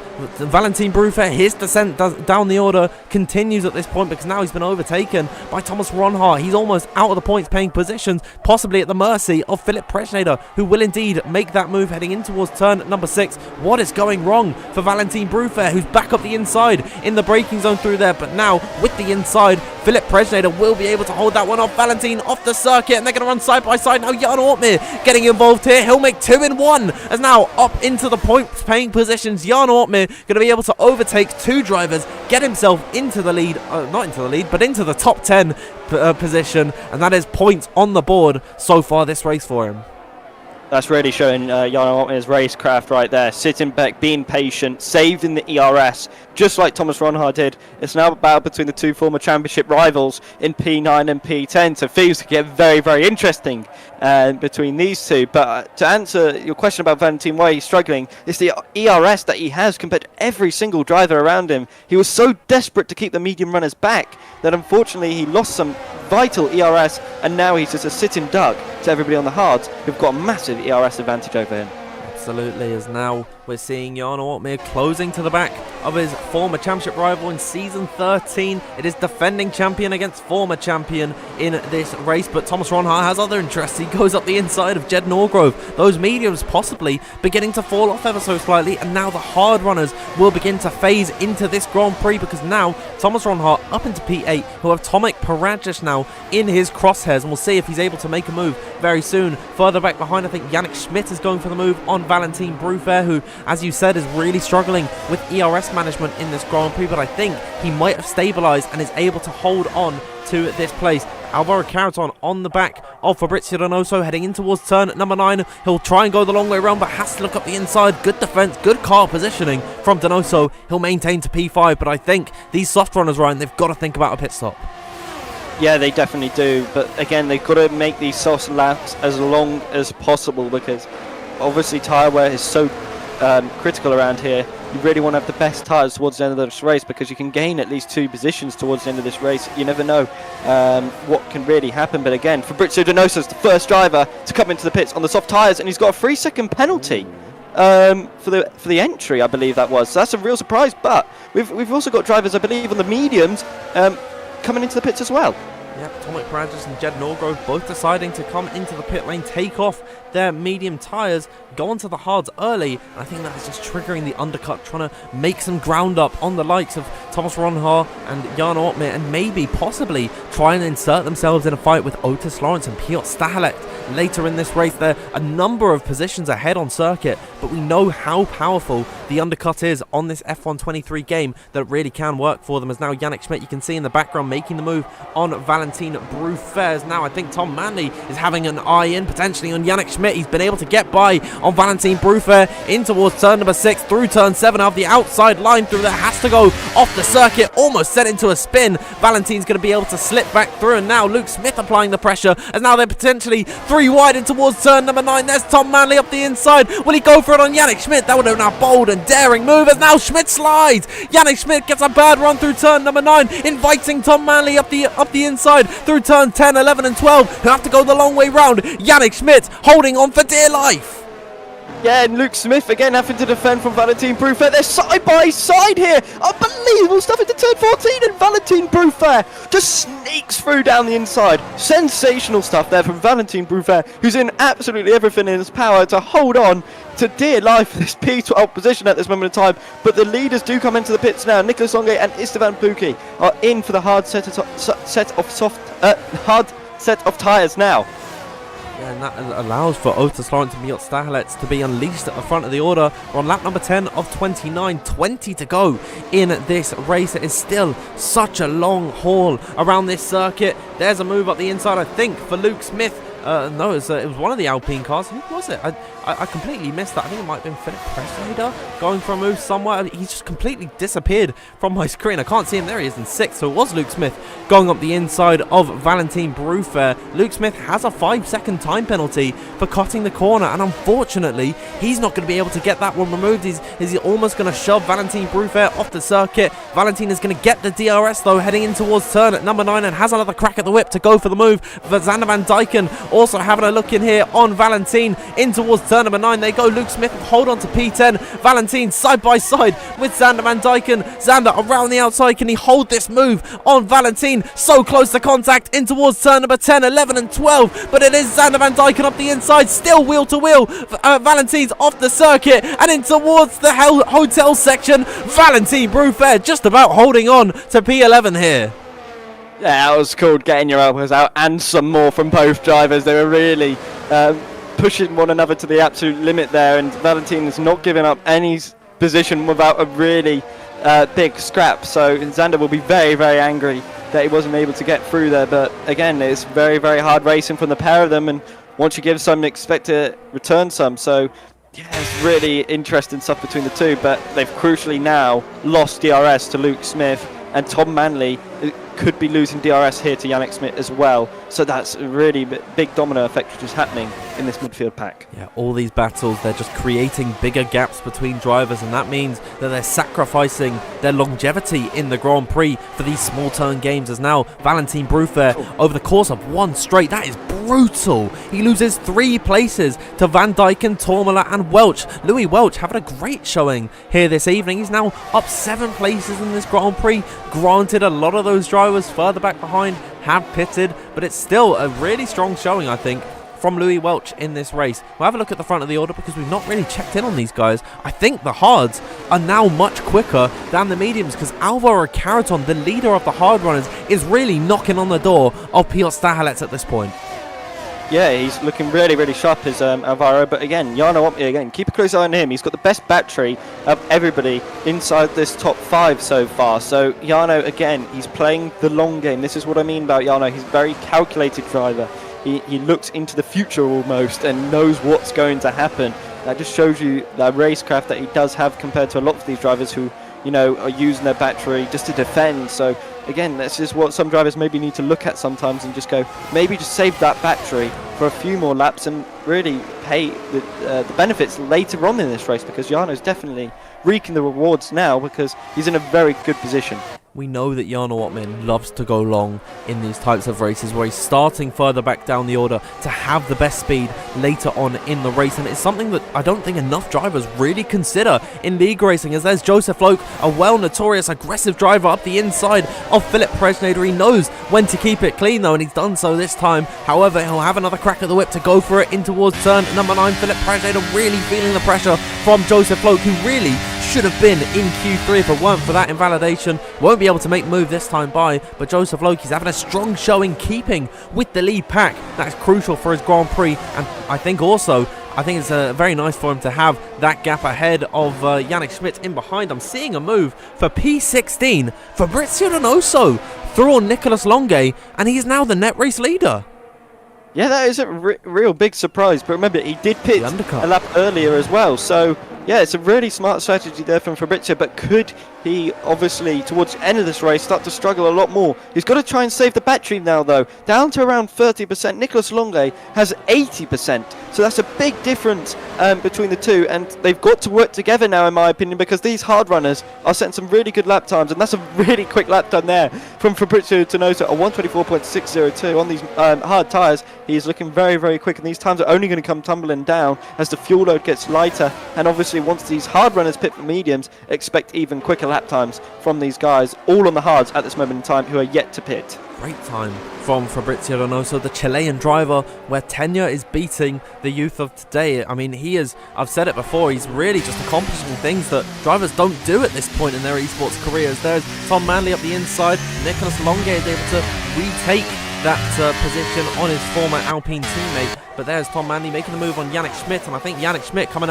under pressure from now Luke Smith in towards turn number 9. They're almost 3 wide as Luke Smith around the outside of Tom Manley. Will he make this move stick in towards turn number 10? It doesn't look like it. It was a very bold and brave effort there for him. However, Tom Manley knew that he was going to be able to keep him behind. Oh, I do like that though. Luke Smith showing aggression, but he's keeping it clean. That's a very nice, well-worked manoeuvre from him. Just a shame it didn't work out. Yeah, if you really want to go around the outside into turn 9, I feel like you've just got to have the better grip. A fresh set of tyres as well is obviously going to be absolutely essential if you want any hope to go around the outside of somebody who's on the exact same set of tyres as you and the exact same length as well. So it's quite an interesting strategy from Luke Smith, but it's good to see he's trying something different. And Valentin Bruffair has retired in the pit. Obviously, the pace just hasn't really been there, and he's just been going backwards all race long, and that's a real shame for Valentin Bruffair. It's really sad for Valentin that his race is going to end so quickly after his really impressive showing in qualifying as well. His day is done early on lap number 13. Meanwhile, at the front of the order, Thomas Ronhaar, now the leading hard runner. He gets himself ahead of Alvaro Caraton without a teammate in this Grand Prix. Nicolas Longue clearing slow traffic will get himself ahead of Declan Barrett. Declan Barrett really is a sitting duck to these guys, but luckily for the net leaders in this race, they've still got a few seconds of head clearance until they reach that big train. Yannick Schmidt fighting with Louis Welch and Xander Van Dijken. Yannick, I think he's really just slowly been falling down the order with every single move, because now he is so far off the back of Luke Smith and Tom Manley, who overtook him just a lap ago. So it's really gone wrong for Yannick, and I'm wondering, maybe is there some slight wing damage, or is he just not conserving those tyres enough? Nevertheless, he's outside the points, still got to pit, and it's not looking good for the Mercedes driver, because Nicolas Longuet closing like a rocket, really, heading into the third sector. Yeah, Nicolas is looking really, really quick right now. Again, he's just in control, and I think they have been working together, Richard and also Nicolas, because I feel like they've been swapping places on the straight. But yeah, Yannick Smith is not really doing too well, and I think he's going to have to pit sooner rather than later. Unfortunately, he'll have to probably go for the undercut rather than the overcut here, because he really is struggling with that tyres right now. And maybe that's to do with the setup, or just him in general just struggling with this circuit. But at the front, on the other hand, though, these three at the front are doing a really good job here. Thomas Ronhard leading the way with good battery, around 50%, with Alvaro Caraton. He's up to nearly 90% with Jarno Ottman nearly at a full battery. So these three are working really well together, setting some good lap times. And we'll be coming into the pits, I predict, around lap 17, maybe even between lap 17 and 20. We saw the medium runners pit last time by on lap number 14, and of course later on in the Grand Prix, when you're lighter on fuel, you're putting less wear into the tyres. So I'd say at this point, if the hard runners who started on the set were to pit, they can make it to the end, but they've not really got the maximum use out of this tyre possible, so they're going to stay out for a few more laps here. We'll have a look at Luke Smith once again scrapping with Tom Manley in this race. That won't happen later on once Luke serves that penalty. It's really unfortunate, because it might not have actually been deserved, and he's going to have no choice but to serve it in the pit lane as Tom Manley runs really wide through turn number 13. There's Caraton, there's Presnader, there's Manley into the pit lane, and Tom Manley gets that penalty similar to what we saw from Fabrizio Donoso. I think there's the curb on the inside there, Ryan, and they're just running over it, not really thinking about it, and they're getting the penalty. Yeah, it'll be an interesting one to see if they try and appeal it. But that's a great lap there from Victor Strachelak, a 124.238. So he is really flying on these fresh set of hard tyres as well. So keep a close eye on him. And Otis Lawrence, they've obviously pitted at the same time from the mediums to the hards. So they'll be looking to set some good lap times and try and close this gap now to Jed Norgrove, who will be their first target, because obviously Declan Barrett hasn't pitted and he's not really racing, I don't believe. So it's a shame for Declan, who had a really good qualifying. But at this moment in time, Nicolas Longuet trying to go down the inside of Yannick Smith, and he's made a little bit of contact, I think, there, or unless it was a lock of the rear from Yannick Smith, and that's a real shame for him. But there we go, Nicolas Longuet now up into P7, and he's going to try and make this up into P6 now. Yeah, and I think that the medium runners, they'll be really pleased to know that their engineers, there's Nicolas Longuet down the inside, a late move on Yoni Torn. I didn't expect for him to go for that overtake, but nevertheless, he's put now two slower cars in between himself and Fabrizio Donoso as more drivers making moves. Tomek Paragis now getting himself through on Yannick Schmidt. I was just saying, I think that these medium runners in behind will be really happy to know that these guys who's pitted early, who started on the softs and the mediums, there's Longuet running really wide through turn number 15, pushing so hard, but it's just not really working out, because now he's lost so much time behind all this traffic, who are now going to pit at the end of the next lap, and that is drivers that the mediums like Caraton, like Presnader, like Manley, they're not going to have to overtake.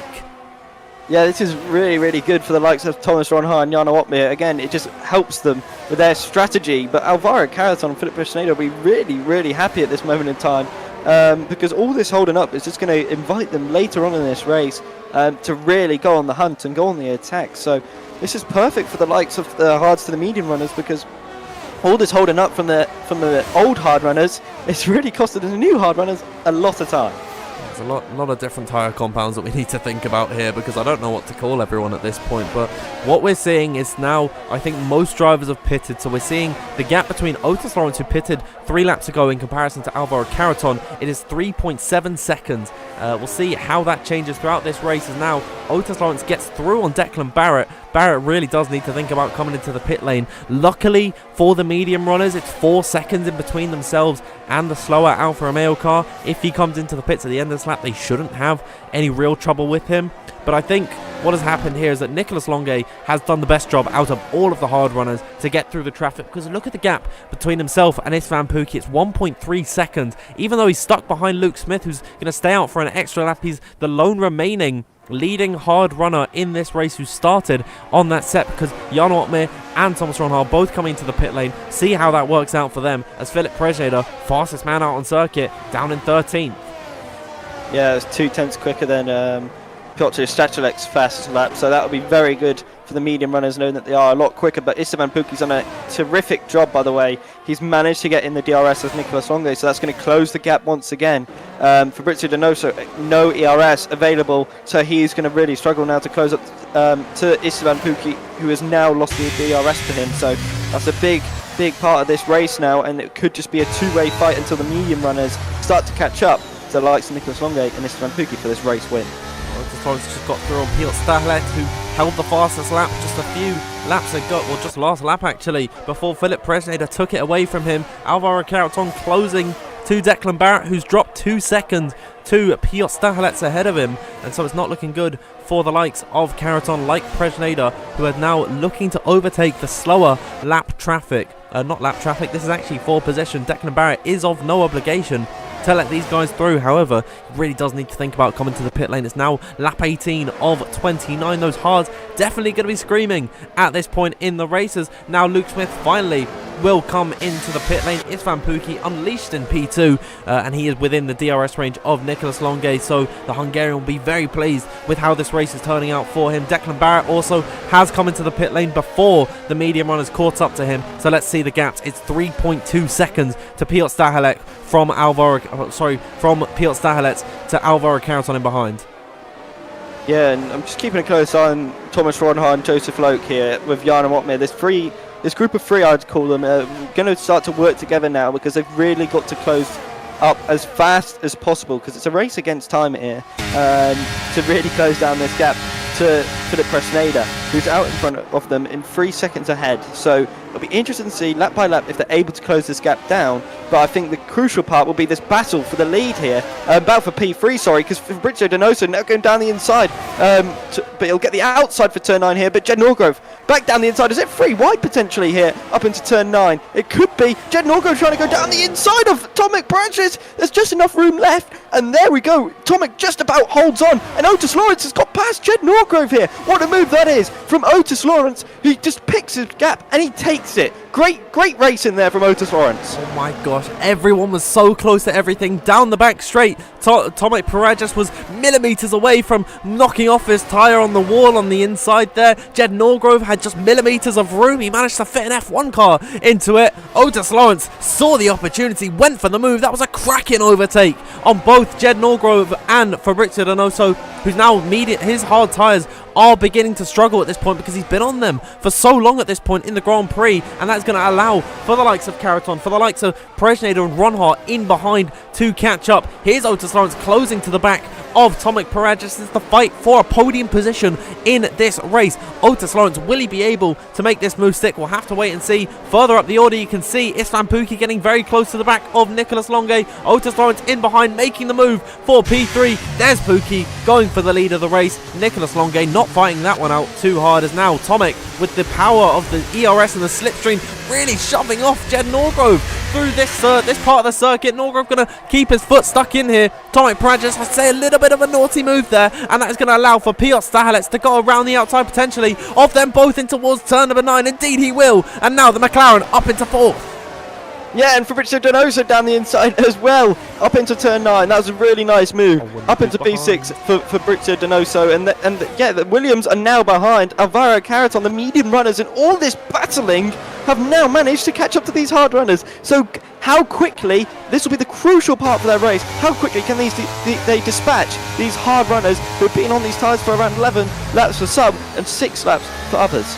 And here comes Alvaro Carreton. Just look at the difference in grip that he has to Tomek Parajas, who's on 12-lap-old hard tyres. Alvaro Carreton does he has no problem there getting through. And now Philip Presneder looking up the inside of turn number 2. Tomek has to leave the room at the inside. They made a little bit of contact, but they kept it clean. As now here comes Carreton on the back of Fabrizio Donoso down the inside and towards turn number 5. He'll go later on the brakes and gets himself into P6. The medium runners flying at this point. However, Ronhaar, Ottmer and Loke, they are also closing in.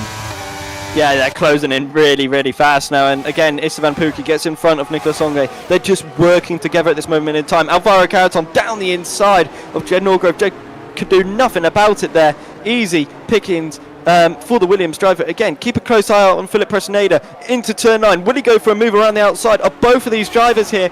Could we see it? He's got past Fabrizio Donoso. Does he get past Jed Norgrove? Could we see 3 wide into turn 9? We might do it. There we go. Philip Presneda around the outside into turn 9. I predicted it and he does it. Simple stuff there from Philip Presneda. It's the extra grip on these medium tyres. And that's brilliant racing from the Alpine driver. Bold, brave and fantastic from Philip Presneda. What a move to get himself into P6. Jed Norgren, Fabrizio Donoso, Tomek Parajic, their troubles aren't over because now Thomas Ronhaar, Jan Ortmir and Joseph Loke are within DRS range of them, so they're going to have to do even more defending on their even more worn out tyres. That is not looking good for them, and I think what is just, you know, another rubbing salt into the wounds is that Ronhaar and Ortmir, they've got much fresher tyres than, well, not much fresher, but 2 lap fresher tyres than Caraton and Presneda, so they're going to have an even easier time of cruising on through. Tomek Parajic closing to the back of Fabrizio Donoso, but Thomas Ronhaar now in towards turn number 5. Tomek goes ever so slightly defensive, sacrificing his speed through there. Thomas Ronhaar off the exit of the corner is going to be able to close that gap and make the move into P9 now on his medium tyres, getting ahead of Tomek Parajic, who's going to have to look in his mirrors at Jan Ortmir in behind. However, Tomek fighting it out around the outside. He'll have the slipstream from Fabrizio Donoso, but the difference in grip, it is undeniable because now through turn number 7 and off the exit through there, Ronhaar gets through and there's Ortmir in behind.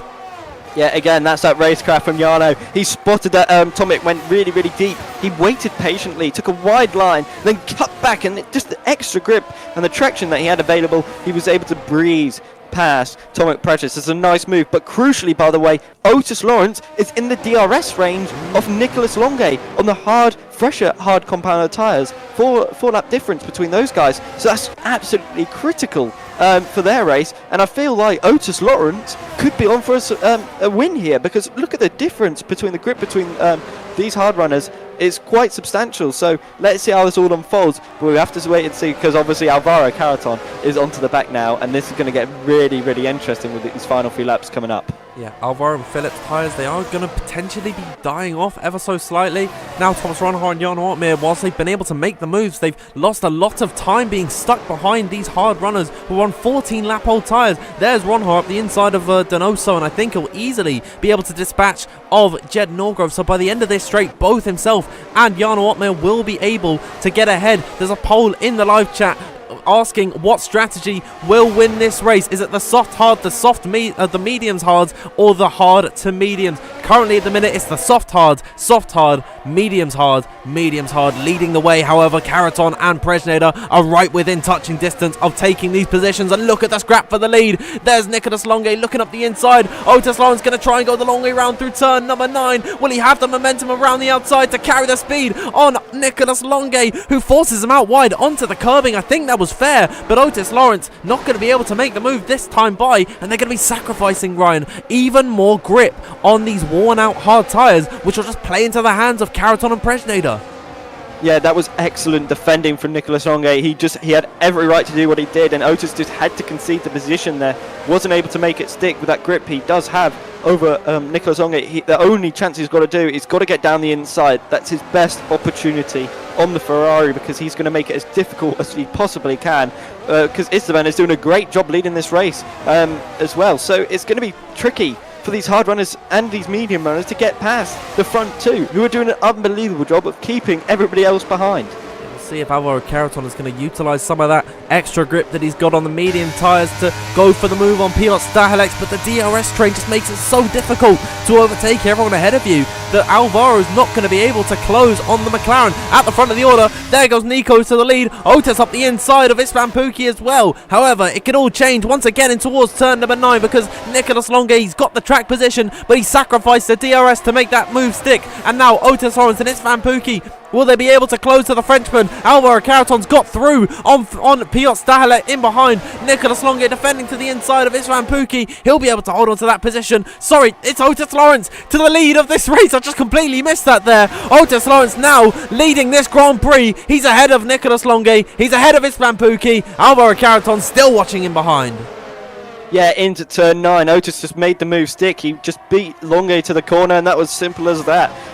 Nicholas Longe didn't have the ERS. Well, he didn't put up really of a fight with the ERS.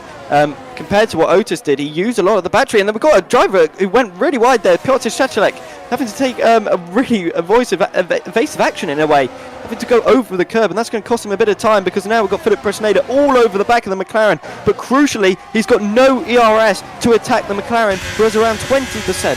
So that's critical for Piotr Shachalek. And here we go, could Thomas Ronald make a move down the inside? Oh my god, that's a late move there from Philip Presneda. Thomas Ronald had to back out of it at the last second. Oh I thought that was going to end in tears for a second. That was unbelievable stuff there from Philip Presneda. They're going to go side by side, and here comes Thomas Ronald, and here comes Jarno Opmeer down the inside, and he gets past all three drivers. Sensational racing from Jarno Opmeer, and there's contact with Ronhar into turn 6. Unbelievable, he keeps the car under control. Thomas is so desperate to get in front of the McLaren, and he does. A bit of contact, but Jarno Opmeer with that race IQ, once again, simple and dangerous racing again from Jarno Opmeer.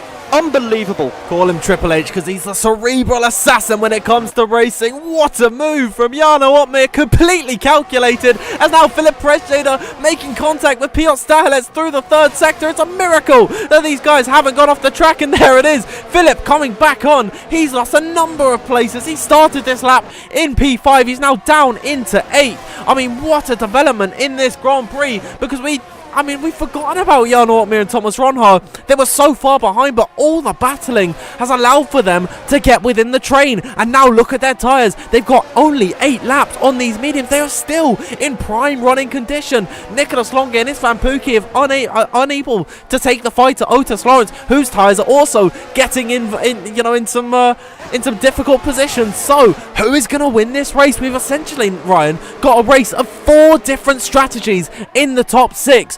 Who is going to win? You can't call it. It's incredible at the stuff. And here comes Jarno Opmeer. He's on the attack of Alvaro Caraton. Alvaro's having to go defensive. And here goes Istvan Pukki. It's going to be free wide into turn 6. Potentially Jarno Opmeer has to back out of it. Oh my goodness me. Jarno down the inside of Istvan Pukki. Is he going to make the move stick? Istvan has to go off the track here. He's losing a lot of grip. But here comes Jarno Opmeer on the attack, and Ronhar trying to go down the inside of Jarno Opmeer. But again, nobody's been able to make this move stick. Is Jarno going to try and go around the outside into turn 9? He is. Does he have the grip? Will the marbles affect his grip? He does. He's off the track. Esteban has pushed him off there. Oh no! Again. Jarno somehow doesn't go into the wall. Incredible driving. How is Jarno Opmeer not out of this race? Unbelievable. Oh my word, Jarno Opmeer surviving with an inch of his life. He's got to buy a lottery ticket after this one, because how has he managed to hold on to the car, and how has he not come off with any damage? Istvan Pukki shoved him out wide. Jarno Opmeer comes back onto the circuit, manages to hold on to P5 in all of that. I mean, wow, lap number 27. How has he come away with that completely unscathed? He's going to have a chip on his shoulder now, and he's got a bone to pick with this Van Pookie, because now in towards turn number 5, he's not close enough to make the move this time by. Otis Lawrence still leading this race from Longe in second. Third is Caraton. Pookie holds on to 4th. Jarno Opmeer, the freshest tyres out of everyone, fighting still in P5 as now who is going to make a move in towards turn number 6. This has been a thrilling, a fantastic, a brilliant Grand Prix here in Abu Dhabi. As further back behind, there is Jarno Opmeer up the inside of Istvan Pukki. He'll be shoved off once again. All is fair at this point is now opening up the DRS. He'll finally make the move on Istvan Pukki, and he'll hold on to P4. Thomas Ronhar, in he comes. He'll make that move on Istvan as well, whose tyres I think are just giving up at this point. Yeah, that was brilliant racing from Jarno. He spotted that Istvan Pukki went a little bit wide into turn 6, and he just picked his moment and took it brilliantly. It was so good racing. Again, he just perfectly placed the car. He made sure he was just about enough alongside to leave enough for Istvan to leave enough space into turn 6. Again, this is brilliant racing. We're going on to lap 28, the penultimate lap coming up, and obviously this is going to be breathtaking stuff. I can't call who's going to win this race, but Nicholas Longe is in a good position, 70% of the battery compared to Otis Lawrence, who's down to 30%. It's going to be about tyre wear now, and who has got the best tyres. Let's find out. It is really starting to heat up. Here's Ronhart on the back of Jarno Ottmar, who's struggling to keep up with Alvaro Caraton. Maybe there's some lime green wing damage on Jarno Ottmar's car here, because of course he did have that hit with this Vampuki. No bodywork came off, but that doesn't mean there's some minimal damage on that Mercedes, just affecting his speed. Nevertheless, he'll look potentially up the inside. He's just having a look, seeing what's available, seeing the situation, surveying it all, because now through turn number 7 and 8 for the penultimate time in this Grand Prix, Lawrence still leading. Longue's not wanting to go for the move for a few laps here, and Ryan, no one's going for it this time by, because I think on lap 29 it's all kicking off. Oh, it definitely will be, Dan, because honestly they're all waiting, they're all playing this long game for this last lap, and I don't know how it's going to go down. Things could get really, really ugly between a lot of these drivers. It's going to be a dramatic final lap, so everybody strap in, because it's going to get very, very interesting, I believe, because Otis is not going to give this up without a fight, and Nicholas, he has drove a brilliant race so far. It's been calculated, but look at Thomas Ronhart. He's all over the back of Jarno Ottmar. So could Thomas cause a bit of drama here and maybe sneak up into P4? We'll have to wait and see. We're on to the final lap now, Dan. The final bout here in Abu Dhabi. It has been a slugfest for all of these guys. They've been in the trenches this whole race, fighting in and out, lap after lap. Who is going to come out on top for the final tour here in Abu Dhabi? Otis Lawrence leading from Longue in second. Third is Alvaro Caraton. His medium tyre is definitely going to be feeling the way at this point. Jarno Ottmar potentially looking up the inside to get himself onto the podium. They're onto the marbles down this straight. Jarno Ottmar looking up the inside. He sees Caraton, has no ARS, and there he is in towards P2 at the front of the order. There's Nicholas Longue. Contact between himself and Otis Lawrence. He'll be able to slip on through. However, DRS will be once again given the way of Otis Lawrence, who's got one final opportunity to take the lead in this race, but he's blinking red on the ERS. He's not going to be able to do it. As now in towards turn number 9 for the final time, Nicholas Longue is leading. Is that the chance gone for Otis Lawrence? Jarno Ottmar watching him behind. There's Thomas Ronhart trying to make a move on Alvaro Caraton in towards the final sector for the final time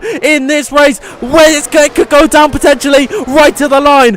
Nicholas Longue started on pole position. He's hunting his third win of this season. Is now through the final corner. Otis, a last gasp Hail Mary move up the inside, but it wasn't enough, because Nicholas Longue to the line will take victory here in Abu Dhabi. Otis Lawrence in P2, third position for Jarno Ottmar after starting all the way down in 14th position in this race. What a drive for the Dutchman. And that brings us to the end of what was an incredible race here, Ryan. Wow, take a breath, because honestly that was unbelievable. That battle between Alvaro Caraton and Thomas Ronhart, by the way. Unbelievable. It happened from all the way from turn 9. They were side by side throughout for the whole last sector, pretty much until turn 15. They were not giving it up. That was simply sensational. But Nicholas Longue, what a drive, what a performance. It was calculated from start to finish, and that was simply incredible from the Frenchman. What a performance. We've got 3 different strategies finishing on the podium. Nicholas Longue winning from starting on the softs. Otis Lawrence did all he could starting on the mediums, and then Jarno Ottmar starting on the hards, playing the long game, and he played it to perfection. I'm seeing some nods in the live chat that he had some kind of wing damage, presumably from the contact with Istvan Pukki. We'll have a word with him if he comes into the commentary box. But wow, what a race. I think, Ryan, that's a contender for race of the season. Yeah, I definitely. I remember the first opening rounds we did, Dan, and we were like, there's no way it could get better than this. And I think this race might have just topped it. Drama from start to finish.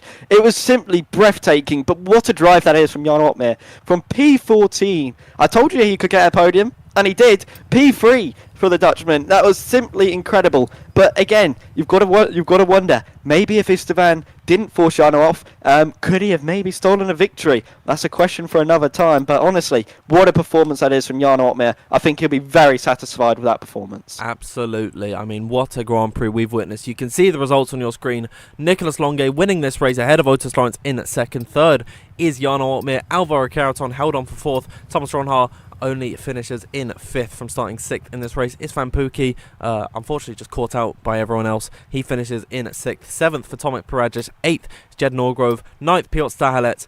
Philip Prejnader in 10th, rounding out their points-paying positions. Joni Tormala in 11th. 12th for Louis Welch. Joseph Loke had an incident at some point. He finished 13th. You can see the rest of your finishers on your screen. One of the key ones there, Ryan, being Donoso. He was on the same strategy as Nicolas Longue and his Van Pookie. He finished 14th, and I think just so much could have gone wrong for Nicolas Longue in this Grand Prix, and he managed to cope through it all and clutch out the win. Yeah, exactly that. It was the calculation on Nicolas Longue's part. Like, him and Jarno are very similar in terms of how they can see almost into the future. It was very smart driving from Nicolas. He knew when he had to make a move nice and early to really get it done.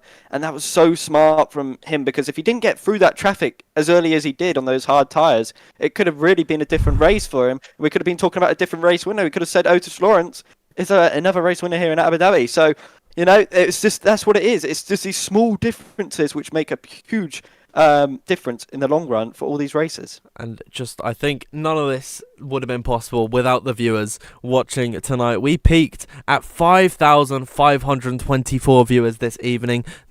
Those are superb numbers for WOR. The growth, once again, insane. Also, we've reached a subscriber milestone. We've hit 15,000 subscribers here in WOR, and I promise you that none of this would have been possible without everyone watching at the minute. Thank you, everyone, for tuning in. This was such an amazing Grand Prix, and Ryan, I just don't know what else to say. I'm near speechless at this point. My throat is dying as well to all the action. I'm going to have to invoice all of the top 3 for a pack of Strepsils at the end, after this race is done, because my throat is killing me here.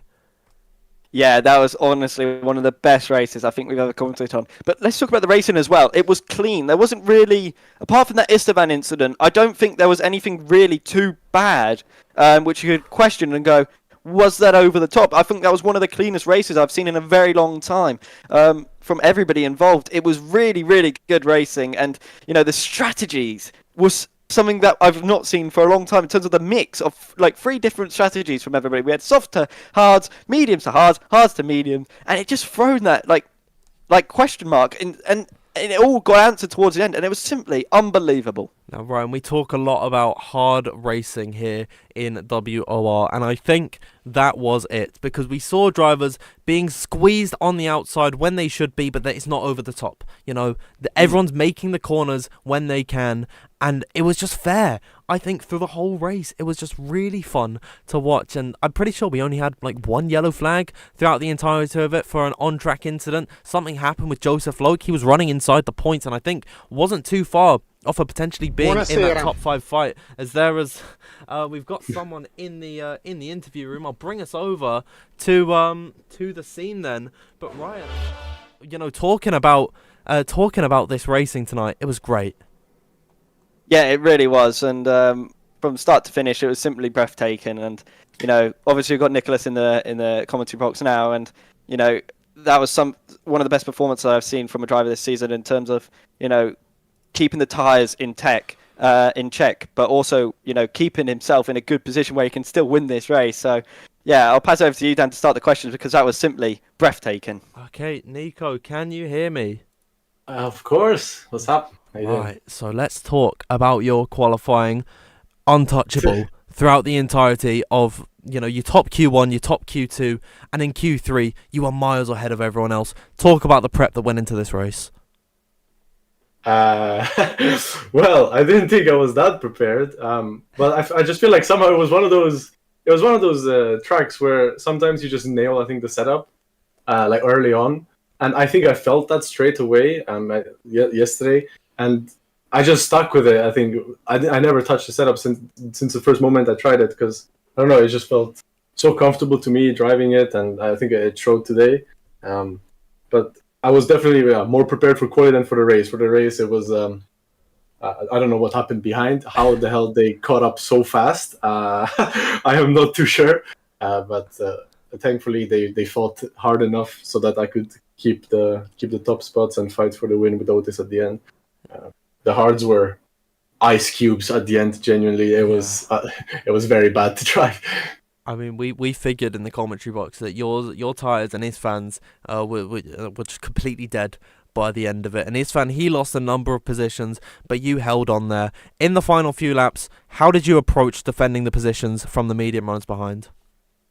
Well, it all came down to ERS again. I think I had a pretty low downforce setup. I was pretty fast on the straights, so it was easier in a way to keep people behind. And I knew the people also catching us, sure, they had better tires, but they also have less ERS because they were fighting with each other and passing each other. So that's one of the advantages of this strategy is usually you should have more ERS towards the end for the fight for the win. And this race showed it perfectly because I think I had like 40% more than the rivals around me. So that's a lot more than that's a lot more, and it's so much powerful in the straights. So I think that was the main way that I managed to keep the position that I did. Yeah, I mean, it was so fun to watch throughout the entirety of it. Yourself and everyone fighting in the field this evening was just incredible. And now with this result, you take your 3rd win and your 5th podium of the season. There's still a big gap to Jarno Opmeer, but with 4 races left in this championship, is there any hope? Do you think you can take the fight in towards the last few races? Man, this guy always scamming a podium is unbelievable. Honestly, we all know Jarno in the race, and so obviously I think I can. I mean, I definitely have the pace and the capabilities to bring the fight to him, but it just depends on what results he's gonna get, because I can only do so much, and in 4 races, if I gain 7 points, 10 points, it's still not enough. So. I can only do so much, but obviously he's gonna bring his A game all the time. So we will see. Miracles do happen for a reason, so maybe why not? Yeah, well, I mean, that's all from me. Ryan, anything you want to say to Nico here? Yeah, just quickly, through those final few laps, were you getting slightly more anxious towards the end? Because you must have seen, Jarno coming through as well as Thomas, and you're like, you've just got to be praying with Alvaro just to keep them back as long as possible, because Jarno had such good ERS, but so did you. That's what I was really impressed by. Your ERS management, I think that was the crucial part for you, which just made you have that little slight advantage over Otis towards the end there. And take me through that final few laps, because you must have been shaking a little bit, knowing that maybe Jarno could have maybe just stolen that win from you from a perfect race from your perspective. I mean, honestly, I tell you exactly what happened. I think it was like 5 laps to the end. I asked my engineer, like, what's the situation behind? Like, are they catching like fast? How far back they are? And he said, well, Jarno and Thomas are pretty much catching and on the train almost. And I look at the minimap, and there was a second Merc a bit further behind, and I was like, Jarno's the second Merc, right? He's like, no, he's P5, like he's behind you. Like, oh, well, there's 5 laps to go. He has 8 laps fresher tires. That's gonna be interesting. I did not think I was gonna hold it, but the fighting behind really just helped me. And that's again one other advantage of this strategy is you have to make less moves, and there's less risks with all the fighting that you have to go through. And sure, if you have the perfect race with no incidents, maybe the alternate strategy is faster in pure race time. But in terms of track positioning and the way fighting works in this game, I think the strategy has a bit more advantages than it previously did in the previous games. Well, great. Thank you for your time, Nicholas. A great victory, a great qualifying, a perfect race for you, and congratulations once again. Thank you so much. Ciao, guys. Win number 3 for Nicholas Longue. Then it wasn't an easy one, and I think the man that took him hardest in this race was Otis Lawrence. Otis, are you here? Hello. Right. I'll let Ryan take you away on this one, but I mean, what a race. Otis, that was dramatic, to say the least, for you. What a performance from yourself, because it wasn't easy. You went for a different strategy on the mediums, and pitted for the hards. You had the better tyres towards the end compared to Nicholas. Where you just take me through that qualifying as well before you get into the race. How do you feel that went for you? Quali wasn't, I don't think, the best, to be honest with you. Made a few mistakes. Obviously, there's a few potholes at Abu Dhabi, which after the straight, I kind of dipped my rear right wheel into that, and it kind of put my car straight into the corner. So I lost a lot of time and I had to abort my lap because I went off the track. But yeah, the race was decent. I mean, we had insane pace. The strategy was actually pretty good. The mediums, I think, were really good compared to the softs. Gained a lot of positions at the start as well, because of people fighting. But yeah, the overcut, I think, obviously we had to burn a little bit to get past a few of the drivers. So obviously I think that kind of killed some of our ERS that we could have defended with. But yeah, we nearly had it. We nearly had it. But yeah, I'm really happy with the pace and the strategy was good. So yeah, let's move us on and try and be better in the future. Yeah, just take me through the traffic. Was that the part for you which was really the killer? Because towards the end of that race, it did look like the ERS, obviously the advantage that Nicholas had been in the lead, he could manage his pace, manage the ERS. Do you think if you were able just to dispatch those runners on the hards, who have obviously been out longer, and manage to save some of that ERS, do you think it could have maybe just been a different outcome here? I'm not sure, to be honest, because I think I burnt a little bit too much battery, almost like me back on 2021. So obviously that's something to work on. Obviously pressure and stuff. You obviously want to win quite badly. So yep, I don't know if it would have affected anything, to be honest. But yeah, anyway, doesn't matter. Well, a really good drive from you, Otis. I think you've got to be proud of yourself to get P2. Dan, have you got anything to ask?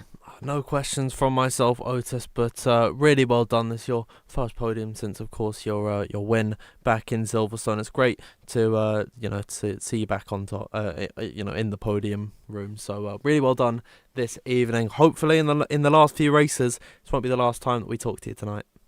Yep, thank you, mate. Appreciate it.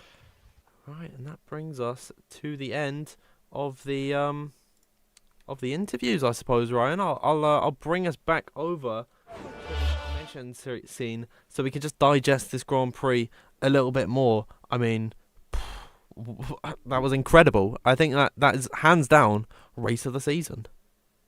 Yeah, definitely, and I'll be can't wait to see the next one, because honestly, if the racing just can continue in the same way, we can be in for a really exciting end of the season, because that's the racing that we should be seeing every single week from drivers.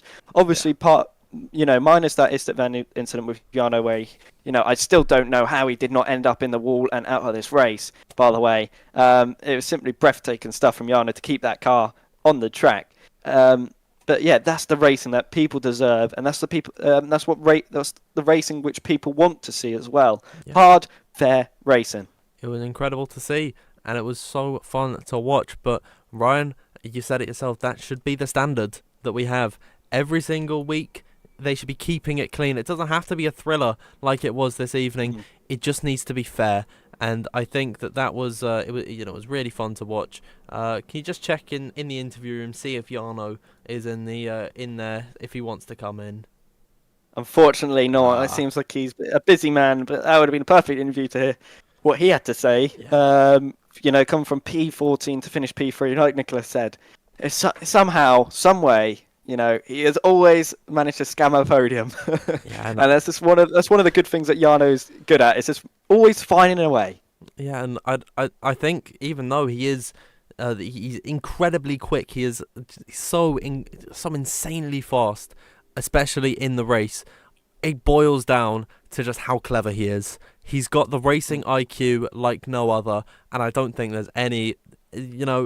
I'm comfortable in saying he's the greatest esports driver of all time, and he is still kicking it so far into his career. This is, I think, coming into his 4th season of F1 Esports at this point, and he's putting up levels where he is looking to possibly take his 3rd championship. Of course, he didn't win it last time out. It was Lucas Blakely taking the championship in esports, and he's definitely searching for vengeance. Of course, that is all starting soon. We're coming towards the end of this season, Ryan. Only 4 races left to go.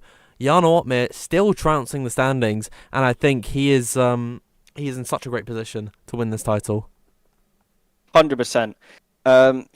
He knows what he needs to do. Like I said in that race, even when he was P14, he knew, right, I can still get a result here. I can still get the podium probably at best, and he did it. That's what champions do. They find a way, and like you said, I think he's done that time and time and again. Not only on this game, but other games as well. He somehow, someway, Jarno Uppbeat finds a way, and that's why he's one of the best drivers ever on this game and off this series, because I don't think there's many other drivers that can do what he constantly does, even when he gets a bad qualifying, get a podium. I don't think many other drivers on this No. game can do what he does. And I think a lot of drivers, if they qualified 14th, they'd have given up. And you Yeah. know, not putting 100% into the race to get up the order. Jan Altman, he just goes that extra step, and he was able to put himself into P3. It wasn't enough though to triumph over Nicolas Longe and Otis Lawrence, two drivers who were so closely matched as well in the standings. They're not that far off in terms of points. I think it's around about like 30 in between them after this race. So it's still there's still potential for a fight for P2 in this championship. If Jan Altman keeps putting up performances like this, no one is going to be able to touch him. But Otis Lawrence and Nicolas Longe, and potentially in the next few weeks, Lucas Blakely could come back and take the fight to them. Still so many stories left to be finished here in WOR. With 4 races to go in this season, we head to the United States in the next race, I believe, to the Circuit of the Americas. Yeah, and we've all known Jarno's history around that track. It's one of his better tracks, that is for sure. So he should be able to put on a really good performance there. So everybody who came here tonight, again, thank you for everybody who came in and watched, because that was really, really special what you witnessed live. So yeah, again, thank you to everybody who tuned in, and make sure you come here next week, because I promise you the racing should be just as good, if not better, around a circuit which is so quick, and obviously plenty of places for drivers to make overtakes again. Yeah, Circuit of the Americas, so exciting. It's a great track, of course, designed by the same man, Herman Tilke, the architect of both Abu Dhabi and Circuit of the Americas. We sort of give him flack for some of his track designs, but I think with these two, he really did get it right, especially with the 2021 renovations made to Abu Dhabi. That is all from us this evening. Thank you so much for tuning in. We peaked at 5,524 viewers, which I'm pretty damn sure, 34 viewers, which I'm pretty damn sure is the best we've ever had in WOR, especially this season. It's been so incredible to commentate over. Thank you everyone so much for watching. We hope to see you next week. If you want to follow us on social media, you can follow WOR League. It is at WOR League. If you haven't already, you please do consider subscribing. We've just hit over 15,000 here in WOR. The growth is immense, and if you want to keep up to date with all your WOR news, then you can join the Discord. The link is in the description. If you want to follow myself on Twitter, it is at DanfieldF1_, and if you want to follow Ryan, it is Ryan4_Jacob, and if you need help, you can just look down there. That is our tags. But thank you once again, everyone, so much for watching. Your support it means so much to the league. We'll see you next week for the United States Grand Prix at the Circuit of the Americas. It's going to be an incredible one. We'll see you next time. Thank you once again, and good night.